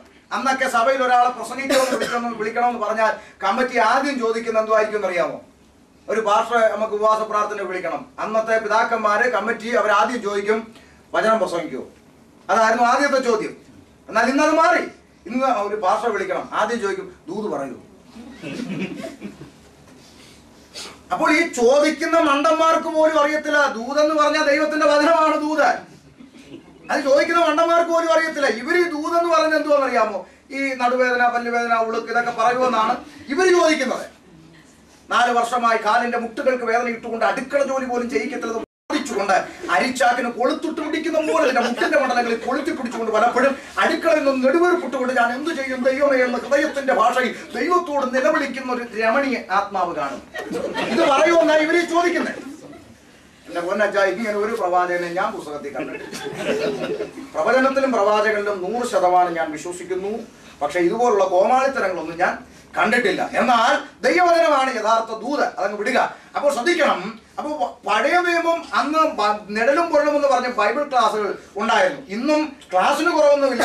പഠിപ്പിക്കാൻ ദൈവദാസന്മാർ ഇപ്പോഴും റെഡിയാ. പക്ഷെ ഇന്നത്തെ പ്രശ്നം എന്ന് പറഞ്ഞാൽ ബൈബിൾ ക്ലാസ് എന്ന് വെച്ചാലൊന്നും ഇപ്പൊ ആരും, ഇപ്പൊ തന്നെ ഷമീർ എന്ന് പേര് കേട്ടോണ്ടാ പലരും ചാടി വന്നേ, അല്ലെങ്കിൽ ഒട്ടും കാണത്തില്ല. അപ്പൊ ശ്രദ്ധിച്ചോണം. അപ്പൊ ശ്രദ്ധിച്ചേ. അപ്പൊ ബൈബിൾ ക്ലാസ് എന്ന് പറഞ്ഞാലൊന്നും ഇപ്പൊ ആരും വരത്തില്ല. ഇപ്പൊ ആള് വരണമെങ്കിൽ ഇതുപോലൊരു ഫ്ലക്സ് അങ്ങോട്ട് അടിക്കണം. എന്നിട്ട് ഈ ഫ്ലക്സിനകത്ത് ഇങ്ങനെ തീ എന്ത് ചെയ്യണം? ഇങ്ങനെ കത്തണം. എന്നിട്ട് ഈ അതിന്റെ അടിയിൽ നിന്ന് ഒരു പ്രാവ് ഇങ്ങനെ പറന്നു വരണം. എന്നിട്ട് ഈ പ്രാവിന്റെ നെഞ്ചത്തോട് ഇങ്ങനെ എഴുതണം, fire fire fire fire fire fire ഇങ്ങനെ ഫയർ ഫയർ ഫയർ. ഈ അടുത്ത കാലത്തായി ഫയറുകാർ കൂടുതലും കേരളത്തിൽ ഇങ്ങനെ ഇറങ്ങിക്കൊണ്ടിരുന്നത്. അവര് 2 വാക്യം എടുത്തുകൊണ്ട് പഠിപ്പിക്കുന്നത് പരിശുദ്ധാത്മാവ് തീയാണ്. അതിൽ 2 വാക്യം എടുക്കും. ഒന്ന്, അഗ്നിജ്വാല പോലെ വളർന്നിരിക്കുന്ന മാർക്കോസിന്റെ മാളിക മുറി. 2, യോഹന്നാൻ സ്നാപകൻ വിളിച്ചു പറഞ്ഞു, എന്റെ പിന്നാലെ വരുന്ന പരിശുദ്ധാത്മാവിനാലും തീയാലും. ഈ 2 വാക്യം എടുത്തു. പ്രിയരേ, ഞാന് ഇസ്ലാമികളുമായി ഡിബേറ്റ് നടത്തുന്ന ആളാണ്. ഇപ്പോഴും നടന്നുകൊണ്ടിരിക്കുക ഇന്റർനെറ്റ് വഴി. ബൈബിളിന്റെ ദൈവികത, ഖുറാന്റെ ദൈവികത. ഞാൻ പറയുന്നത്, നമ്മൾ ബൈബിളിന്റെ ദൈവികത പഠിക്കുമ്പോൾ ദൈവം ഒരു പ്രഭാതത്തിൽ ഇരുന്ന് രാവിലെ കുത്തിപ്പിടിച്ച് എഴുതി വൈകുന്നേരം ആയപ്പോ തീർന്നു എന്നാ പിടിച്ചോടാന്നും പറഞ്ഞ ക്രിസ്ത്യാനി എന്നും പറഞ്ഞ് ഇട്ട് തന്ന ഗ്രന്ഥമല്ല വിശുദ്ധ ബൈബിൾ. മറിച്ച് ദൈവം വെളിപ്പെടുത്തി. ആരെഴുതി? മനുഷ്യരെഴുതി. 40ഓളം എഴുത്തുകാരതിന്റെ പിന്നിലുണ്ട് അല്ലേ? 1400ഓളം വർഷങ്ങൾ കൊണ്ട് ക്രോഡീകരിക്കപ്പെട്ട ഗ്രന്ഥം അല്ലേ? അപ്പോൾ ഇത് പരിശുദ്ധാത്മാവ് വെളിപ്പെടുത്തി മനുഷ്യൻ എഴുതി. എഴുത്തുകാര് മനുഷ്യരാണ് അല്ലേ? അത് എഴുത്തുകാര് മനുഷ്യരാണ്. അതുകൊണ്ട് ഈ ഇടയ്ക്ക് ഒരാൾ വന്നിട്ട് ഡിബേറ്റിൽ വന്നിട്ട് ചോദിച്ചു, ബൈബിളിൽ 4 സുവിശേഷമുണ്ട്. 4ലും ഒരേ സംഭവം 4 രീതിയിൽ എഴുതിയേക്കുന്നു. ഒരേ സംഭവം 4. അപ്പം 4 രീതിയിൽ എഴുതിയിരിക്കുന്നു. അപ്പൊ നമ്മൾ പറഞ്ഞു അതാണ് അതിന്റെ സത്യസന്ധത എന്ന് പറയുന്നത്. കാരണം എഴുതാൻ വെളിപ്പെടുത്തി കൊടുത്തത് ദൈവമാണ്, പക്ഷെ എഴുതുന്ന ആരാണ്? മനുഷ്യൻ. അപ്പൊ എഴുത്തുകാരന്റെ ഭാഷ ശൈലി, അവന്റെ സംസ്കാരം, അതിനനുസരിച്ചുള്ള വ്യത്യാസം വാക്കുകളിൽ ഉണ്ടാകാം. സംഭവത്തിന് മാറ്റം ഇല്ല. ഇപ്പം മനോരമയിൽ ഒരു വാർത്ത, കൊല്ലം ജില്ല ബസ്സും കാറും കൂട്ടിയിടിച്ചു 2 മരണം, മനോരമ എഴുതി. അതാ മാതൃഭൂമി എഴുതി കാറും ബസ്സും കൂട്ടിയിടിച്ചു 2 മരണം. പേരണത്ത് എഴുതി വാഹനാപകടം 2 മരണം. ഇത് 3 സംഭവം ഒന്നാണ്, എഴുത്തുകളിൽ വ്യത്യാസമുണ്ട്. ഇനി ഒരു സംഭവത്തെ നമ്മൾ എടുക്കാം, ബൈബിളിലെ ഒരു സംഭവം എടുക്കാം, കാനാവിലെ കല്യാണം നമ്മൾ എടുക്കാം ഉദാഹരണത്തിന്. ഓക്കെ, 4 സ്ഥലത്തിരുന്നുകൊണ്ട് 4 പേര് എഴുതുകയാണ്. തിരുവനന്തപുരത്ത് ഇരുന്നുകൊണ്ട് കറിയാച്ചൻ പാസ്റ്റർ, കൊല്ലത്ത് ഇരുന്നുകൊണ്ട് ഷമീർ പാസ്റ്റർ, കോട്ടയത്ത് അക്ഷരനഗരിയിൽ ഇരുന്നുകൊണ്ട് തോമാച്ചൻ പാസ്റ്റർ, മലപ്പുറത്ത് ഇരുന്നുകൊണ്ട് വേറൊരു പാസ്റ്റർ, ഇങ്ങനെ എഴുതുകയാണ് 4 പേരും. ഒറ്റ സംഭവം, കാനാവിലെ കല്യാണം നാൾ. ബൈബിളിൽ അത് ഒരിടത്തേ ഉള്ളൂ, ഞാൻ ഉദാഹരണത്തിന് വേണ്ടി എടുക്കുക. അപ്പം എഴുതുക കാനാവിൽ. അപ്പം എഴുതുകയാണ് അക്ഷരനഗരിയായ കോട്ടയത്ത് ഇരുന്നുകൊണ്ട് ഉരുട്ടിപ്പിടിച്ച് എഴുതുകയാണ് 3-ാം നാൾ ഗലീലയിലെ കാനാവിൽ ഒരു കല്യാണം ഉണ്ടായെന്ന് എഴുതുകയാണ്. കൊല്ലത്തുകാരൻ എഴുതുകയാണ് 3-ാം നാൾ ഗലീലയിലെ കാനാവിൽ ഒരു കല്യാണം ഉണ്ടായെന്ന് നമ്മൾ എഴുതി. മലപ്പുറത്തിരിക്കുന്ന 3-ാം നാൾ ഗലീലയിൽ അവിടെ എഴുതി. അപ്പൊ തിരുവനന്തപുരത്തിരിക്കുന്ന അച്ഛൻ എഴുതി 3-ാം നാൾ ഗലീലയിലെ കാനാവിലെ കല്യാണങ്ങൾ ഉണ്ടായി, അല്ലേ? അവരെഴുതുകയാണ് യാശുവിന്റെ അമ്മ അവിടെ ഉണ്ടായിരുന്നു, വീഞ്ഞാളും മറ്റും പോരാതെ വരിക, വെള്ളങ്ങൾ കോരി നിറയ്ക്കാൻ പറഞ്ഞു. അപ്പൊ ഇവരങ്ങനെ ഇയാൾ അങ്ങനെ എഴുതിയത് കൊണ്ട് എന്തെങ്കിലും വചനത്തിന് വല്ല വ്യത്യാസം സംഭവിക്കുന്നുണ്ടോ? ഒന്നും സംഭവിക്കുന്നില്ല. എഴുത്തുകാരുടെ ഭാഷയ്ക്കും ശൈലിക്കും ഒക്കെ വന്ന വ്യത്യാസം വാക്കുകളിലുണ്ട്, പക്ഷെ സംഭവത്തിന് മാറ്റമില്ല. അതാണ് വിശുദ്ധ ബൈബിൾ എന്ന് പറയുന്നത്. ഈ ബൈബിളിനെ നമ്മൾ പഠിക്കുമ്പോൾ ബൈബിളിൽ ദൈവം നേരിട്ട് അരുളി ചെയ്ത വാക്യങ്ങൾ ഉണ്ട്, പ്രവാചകന്മാർ മുഖാന്തരം സംസാരിച്ചത് ഉണ്ട്, അഭിപ്രായങ്ങൾ ഉണ്ട്, സംഭവങ്ങൾ ഉണ്ട്, ഉപമകൾ ഉണ്ട്, ആലങ്കാരിക പദം ഉണ്ട്, പിശാച് തന്റെ നാവ് കൊണ്ട് പറഞ്ഞതും ഉണ്ട്. ഇതിനെ തരംതിരിച്ചു വേണം നമ്മൾ ദൈവികത പഠിക്കാൻ. പൗലോസ് പലയിടത്തും അഭിപ്രായം പറഞ്ഞിട്ടുണ്ട്, അല്ലയോ? പൗലോസ് പറഞ്ഞു, അല്ലയോ എന്ന് ചോദിക്കുന്ന പഠിച്ചുകൊണ്ടിരിക്കുക, അതായി ചോദിക്കുന്നത്. ആമേ. അപ്പൊ ശ്രദ്ധിക്കണം, പലപ്പോഴും പൗലോസ് അഭിപ്രായം, വിവാഹം കഴിക്കാത്ത വിധവമാരോടും ഞാൻ എന്റെ അഭിപ്രായം പറയുന്നത് നിങ്ങൾ എന്നെ പോലെ ആയിരിക്കുന്നത് നല്ലത്. എന്നാൽ കർത്താവിന്റെ കൽപ്പനയോ ദുർനടപ്പ് നിമിത്തം ഓരോരുത്തര് സ്വന്തം ഭാര്യയും ഓരോരുത്തരും സ്വന്തം ഭർത്താവും ഉണ്ട്. അത് കർത്താവിന്റെ ഓർഡറാ. എന്നാൽ എന്റെ അനുഭവം ഞാനൊരു അനുഭവത്തിൽ നിന്ന് പറഞ്ഞായിരിക്കും ഇല്ലാതിരിക്കുന്നത് നല്ലതെന്ന് പുള്ളി പറഞ്ഞു. അപ്പം ആ ഒരു അഭിപ്രായം മാത്രം, അഭിപ്രായത്തെ ഉപദേശമാക്കാൻ പറ്റത്തില്ല. ഇനി ആലങ്കാരിക പദമുണ്ട്. കർത്താവ് പറഞ്ഞു ഞാൻ വാതിലാകുന്നു, പറഞ്ഞില്ലേ? അർത്ഥം യേശു തേക്കുന്നതിയുടെ പലകയാണോ? അല്ല. അപ്പൊ അത് ആലങ്കാരിക പദമാണ്, അല്ലെ? ഇനി ഇവിടെ എഴുതിയിരിക്കുന്നു അഗ്നിജ്വാല പോലെ. പോലെ എന്ന പദം വന്നാൽ എന്താണെന്നാ പഠിപ്പിച്ചത് മലയാള സാറ്? ഉപമ. ഉപമ ഒന്നിനൊന്നോട് സാദൃശ്യം ചെന്നാൽ ഉപമയാമത്. അപ്പൊ അതുകൊണ്ട് പോലെ, ഈ പോലെ മറ്റു പലയിടത്തും എഴുതിയിട്ടുണ്ട്. മത്തായി 3:13. അനന്തരം യേശു യോഹന്നാനെ സ്നാനമേൽക്കുവാൻ ഗലീലയിൽ നിന്ന് യോർദാങ്കരെ അവന്റെ അടുക്കൽ വന്നു. യോഹന്നാനോ അവനെ വിലക്കി, നിന്നാ സ്നാനമേൽക്കാൻ എനിക്ക് ആവശ്യം, പിന്നെ നീ എന്റെ അടുക്കൽ വരുന്നുവോ എന്ന് ചോദിച്ചതിന് അവൻ, ഇങ്ങനെ സകല നീതി നിവർത്തിക്കേണ്ടത് നമുക്ക് ഇപ്പോൾ സമ്മതിക്കാം എന്നാറെ അവൻ സമ്മതിച്ചു. അടുത്ത വാക്ക്, യേശു സ്നാനമേറ്റ ഉടനെ വെള്ളത്തിൽ നിന്ന് കയറി, അപ്പോൾ പരിശുദ്ധാത്മാവ് പ്രാവെന്ന പോലെ. അപ്പൊ ഇവിടെ പരിശുദ്ധാത്മാവിനെ ഉപമിച്ചെന്തിനോടാ? അപ്പൊ നിങ്ങൾ യോഗം കഴിഞ്ഞ് താഴെ ഇറങ്ങുമ്പോൾ ഫ്ലാറ്റിന്റെ താഴെ ഒരു പ്രാവിരിക്കുക. ആത്മാവ് യോഗത്തിന് വരാൻ നിങ്ങൾ ആരെങ്കിലും പിടിച്ചോണ്ട് പോകാൻ ഉണ്ടോ? ഉണ്ടെന്നില്ല. ഉണ്ടോ? ഇല്ല. അത് ഉപമയാണ്, നമുക്കറിയാം. അതുപോലെ തന്നെ യോഹന്നാൻ വെളിപ്പാട് എഴുതി വെച്ചിരിക്കുകയാണ്, അവിടെ അറുക്കപ്പെട്ടിട്ടും നിൽക്കുന്ന ഒരു കുഞ്ഞാടിനെ കണ്ടു, ഇല്ലയോ? നിങ്ങൾ ഏതെങ്കിലും ഇറച്ചിക്കടയിൽ പോയി നോക്കുക, ഒരാട് അറുത്തിട്ട് എഴുന്നേറ്റ് നിൽക്കുവോ? ഇല്ല. പക്ഷെ യോഹന്നാൻ പറയുന്നു അറുക്കപ്പെട്ടിട്ടും നിൽക്കുന്ന ഒരു കുഞ്ഞാട്, അർത്ഥാൽ മരിച്ചിട്ടും മരണത്തെ ജയിച്ച് പാതാളത്തെ ജയിച്ച് ഉയർത്തെഴുന്നേറ്റ് ദൈവത്തിന്റെ വലത്തുഭാഗത്ത് താളത്തുമായി നിൽക്കുന്ന യേശുക്രിസ്തുവിനെ കുഞ്ഞാടിനോട് ഉപമിച്ചു. യോഗം കഴിഞ്ഞിറങ്ങുമ്പോൾ താഴെ ഒരാട് നിൽക്കുക. യേശു അപ്പ ഇന്ന് എന്റെ ഫ്ലാറ്റ് നമ്മൾ ആരും വിളിക്കാറില്ല, ബിക്കോസ് അത് ഉപമയാണ്, അല്ലേ? ഉണ്ടെന്നില്ല. ആണോ? ആണ്. ഇനിയും നമ്മൾ പഠിച്ചാൽ യോഹന്നാൻ സ്നാപകൻ വിളിച്ചു പറഞ്ഞു, എന്റെ പിന്നാലെ വരുന്നവൻ പരിശുദ്ധാത്മാവിനാലും തീയാലും. അതാണ് അടുത്ത പദം. നമുക്കെല്ലാം പറ്റുന്ന ഒരു കുഴപ്പമുണ്ട്, ഈ മുമ്പിലും പുറകിലും ഉള്ളത് എന്ത് ചെയ്യത്തില്ല, നടുക്കുള്ളത് വരയിട്ടു. ഞങ്ങളുടെ ഇരിപ്പുണ്ട്, അങ്ങനെ അല്ലെന്ന് ഞാൻ തെളിയിക്കാം. ദൈവത്തെ സ്നേഹിക്കുന്നവർക്ക്, നിർണയപ്രകാരം വിളിക്കപ്പെട്ടവർക്ക് സകലവും നന്മയ്ക്കായി. അടുത്ത വാക്യം അതെന്നെ ഞാനും പറഞ്ഞോളൂ, ഇല്ലാത്തൊന്നും പറഞ്ഞില്ലല്ലോ. അപ്പൊ നമുക്ക് ഇഷ്ടപ്പെട്ട നമ്മൾ എന്ത് ചെയ്യാം, നമ്മൾ നോട്ട് ചെയ്ത് താഴെ. എന്നാൽ അവിടെ യോഹന്നാൻ വിളിച്ചു പറഞ്ഞു, എന്റെ പിന്നാലെ വരുന്ന പരിശുദ്ധാത്മാവിനെ തീയാലും. എന്നിട്ട് യോഹന്നാൻ എന്താ പറയുന്നത്? വീശുമുറം അവന്റെ വക്കലുണ്ട്, അവൻ വീശാൻ അധികാരമുള്ളവൻ, അവൻ വീശുകയും നല്ലത് വേർതിരിക്കും, ആകാത്തത് അവൻ അവൻ തീയിലിട്ട് ചുട്ടുകളയും. അർത്ഥാൽ എന്റെ പിന്നാലെ ഒരുവൻ വരുന്നുണ്ട്, അവൻ വിശ്വസിക്കുന്നവനെ പരിശുദ്ധാത്മാവിനാലും വിശ്വസിക്കാത്തവനെ ന്യായവിധിയിലിട്ട് കളയാനും അധികാരമുള്ളവൻ. ന്യായം വിധിക്കാൻ അധികാരമുള്ള യേശുക്രിസ്തുവിന്റെ അധികാരത്തെയാണ് യോഹന്നാൻ അവിടെ വെളിപ്പെടുത്തുന്നത്. അതിന് വചന തെളിവുണ്ടോ? വചനത്തെ വചനം കൊണ്ട് വ്യാഖ്യാനിക്കണമല്ലോ പാസ്റ്ററെ. എടുക്കാം വചന തെളിവ്, ഒന്നിന് പകരം 2 തരാം. യോഹന്നാൻ 5:22, 5:27 വായിക്കും. യോഹന്നാൻ 5:22, 5:27 വായിച്ചാട്ടെ. വേഗം വാ. എല്ലാവരും പിതാവിനെ ബഹുമാനിക്കുന്നത് പോലെ പുത്രനെയും ബഹുമാനിക്കേണ്ടതിന് പിതാവ് ആരെയും ന്യായം വിധിക്കാതെ ന്യായവിധി എല്ലാം പുത്രന് കൊടുത്തിരിക്കുന്നു. തെളിവ് കിടക്ക. ഇനി 27. അവൻ മനുഷ്യപുത്രനാകിയാൽ ന്യായവിധി നടത്തുവാൻ അവന് അധികാരവും നൽകിയിരിക്കുന്നു. അപ്പൊ ന്യായവിധി നടത്തുവാൻ അധികാരമുള്ള യേശുക്രിസ്തുവിന്റെ അധികാരത്തെയാണ് യോഹന്നാൻ വെളിപ്പെടുത്തിയത്. അപ്പൊ അതാണ് വിശ്വസിക്കുന്നവനെ പരിശുദ്ധാത്മാവിനാലും വിശ്വസിക്കാത്തവനെ അവൻ തീയിലിട്ട് കളയും. ന്യായവിധി നടത്താനുള്ള യേശുക്രിസ്തുവിന്റെ അധികാരം. ഇനി ഒരു വാദത്തിന് വേണ്ടി അല്ല, യേശുക്രിസ്തു തീ കൊണ്ടുള്ള സ്നാനമാണ് കഴിപ്പിക്കുമെന്ന് പറഞ്ഞൊരു വാദത്തിന് വേണ്ടി നമ്മളങ്ങ് വാദിക്കും. അങ്ങനെയാണെങ്കിൽ ഒരു ചോദ്യം മറു ചോദ്യം, യോഹന്നാൻ സ്നാപകൻ ഒരിക്കലും കള്ളം പറയാൻ പാടില്ല. കള്ളം പറയാൻ പാടുണ്ടോ? പാടില്ല. അങ്ങനെയാണെങ്കിൽ യോഹന്നാൻ വിളിച്ചു പറഞ്ഞു എന്റെ പിന്നാലെ വരുന്നവൻ പരിശുദ്ധാത്മാവിനാലും തീയാലും സ്നാനം കഴിപ്പിക്കും. അങ്ങനെയെങ്കിൽ യോഹന്നാൻ കള്ളം പറയാൻ പാടില്ലെങ്കിൽ യേശുക്രിസ്തുവിന്റെ ജീവിതകാലത്ത് യേശുക്രിസ്തു ആരെയാണ് തീ കൊണ്ട് സ്നാനം കഴിപ്പിച്ചത് കാണിച്ചു തരണം. ആരെങ്കിലും കാണിച്ചിട്ടുണ്ടോ? സ്നാനപ്പെടുത്തിയിട്ടുണ്ടോ? തീ പരിശുദ്ധാത്മാവിനെ കൊടുത്തിട്ടുണ്ട്, ഊതി കൈക്കൊള്ളാൻ പറഞ്ഞിട്ടുണ്ട്, ഇനി അയച്ചു തരാമെന്ന് പറഞ്ഞിട്ടുണ്ട്. അതൊക്കെ ശരി. അപ്പോൾ അങ്ങനെ ഇല്ല. അത് ന്യായവിധിയെ കുറിച്ചാണ് കർത്താവ് പറയുന്നത്. ഇതെല്ലാം പറഞ്ഞു കൊടുത്താലും ചിലർ ഒറ്റക്കാലം നിൽക്കും. പാസ്റ്റർ എന്തോ പറഞ്ഞാലും ശരി, പരിശുദ്ധാത്മാവ് തീയ തീയ തീയ ആയിക്കോട്ടെ, നിങ്ങൾ ഈ തീയുടെ പുറകെ പൊക്കോ, ഒടുവിച്ചെന്ന് വീഴുന്ന സ്ഥലത്തും ഹോൾസെയിൽ തീയ. അപ്പോൾ ഈ വാദം എന്ത് ചെയ്യണം?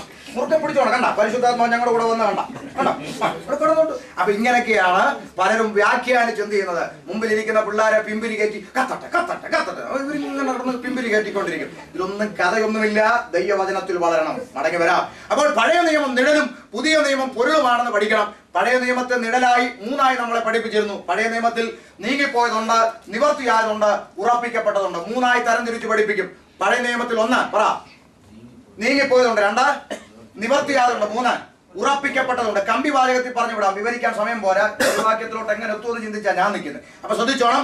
1 നീങ്ങിപ്പോയതുണ്ട്. എന്താ നീങ്ങിപ്പോയത്? പഴയ നിയമത്തിൽ ആരാധനയ്ക്ക് ഒരു ദിവസം ഉണ്ടായിരുന്നു. എന്താ? ഏതാ ദിവസം?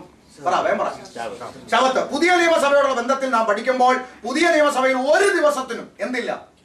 പ്രത്യേകതയോ പ്രാധാന്യമില്ല. പുതിയ നിയമത്തിൽ. പഴയ നിയമത്തിലായിരുന്നു ശബത്ത് നാളിൽ തന്നെ ആരാധിക്കണം. പുതിയ നിയമത്തിൽ ഒരു അപ്പൊ നിങ്ങൾ വേണം ചോദിക്കാം, പിന്നെ നിങ്ങൾ എന്തിനായി കേരളത്തിൽ ഞായറാഴ്ച ദൈവത്തെ ആരാധിക്കുന്നതെന്ന് ചോദിക്കും.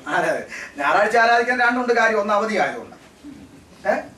അല്ലെങ്കിൽ ഇനി കേരളത്തിൽ ചെന്നിട്ട് പറ, ഇനി തൊട്ട് നമ്മുടെ ആരാധന ബുധനാഴ്ച ആക്കാൻ പോകും. കാണാൻ എത്ര പേര് വരും? വെള്ളിയാഴ്ച വെച്ചിട്ട് പാസം ഭാര്യയുള്ളൂ. അന്നേരം ഇനി ബുധനാഴ്ച അപ്പൊ നടക്കാം. അപ്പൊ 1 അവധി ആയതുകൊണ്ട്. 2 ആഴ്ചവട്ടത്തിന്റെ 1-ാം നാൾ അപ്പോസ്തലന്മാർ അപ്പം നുറുക്കാൻ കൂടി വന്ന തെളിവ് പുസ്തകത്തിൽ കിടക്കുന്നത് കൊണ്ട് 1-ാം നാൾ ആരാധിക്കാൻ തെറ്റില്ല. അപ്പോൾ തന്നെ ഇവിടെ ഈ റാഹുൽ കൈമയിൽ നിങ്ങൾ ആരാധിക്കുന്ന ഏത് ദിവസമാണ്? വെള്ളിയാഴ്ച. അപ്പൊ വെള്ളിയാഴ്ച ആരാധിക്കുന്ന മാണി പാസും ഞായറാഴ്ച ആരാധിക്കുന്ന ഷമീർ കോൽ 2 പേരും നിത്യതയിലോട്ട് ചെല്ലുക. അപ്പം പാട്ടുകാരൻ പറഞ്ഞ പോലെ മാലാഖമാരും ദൂതരും മാറി മാറി പുണർന്നു പോയി. അങ്ങനല്ലയോ? അപ്പൊ പുണർന്ന് ഇങ്ങോട്ട് വിട്ട് ഷമീർ നല്ല കേരള അറിയാം. എവിടാ?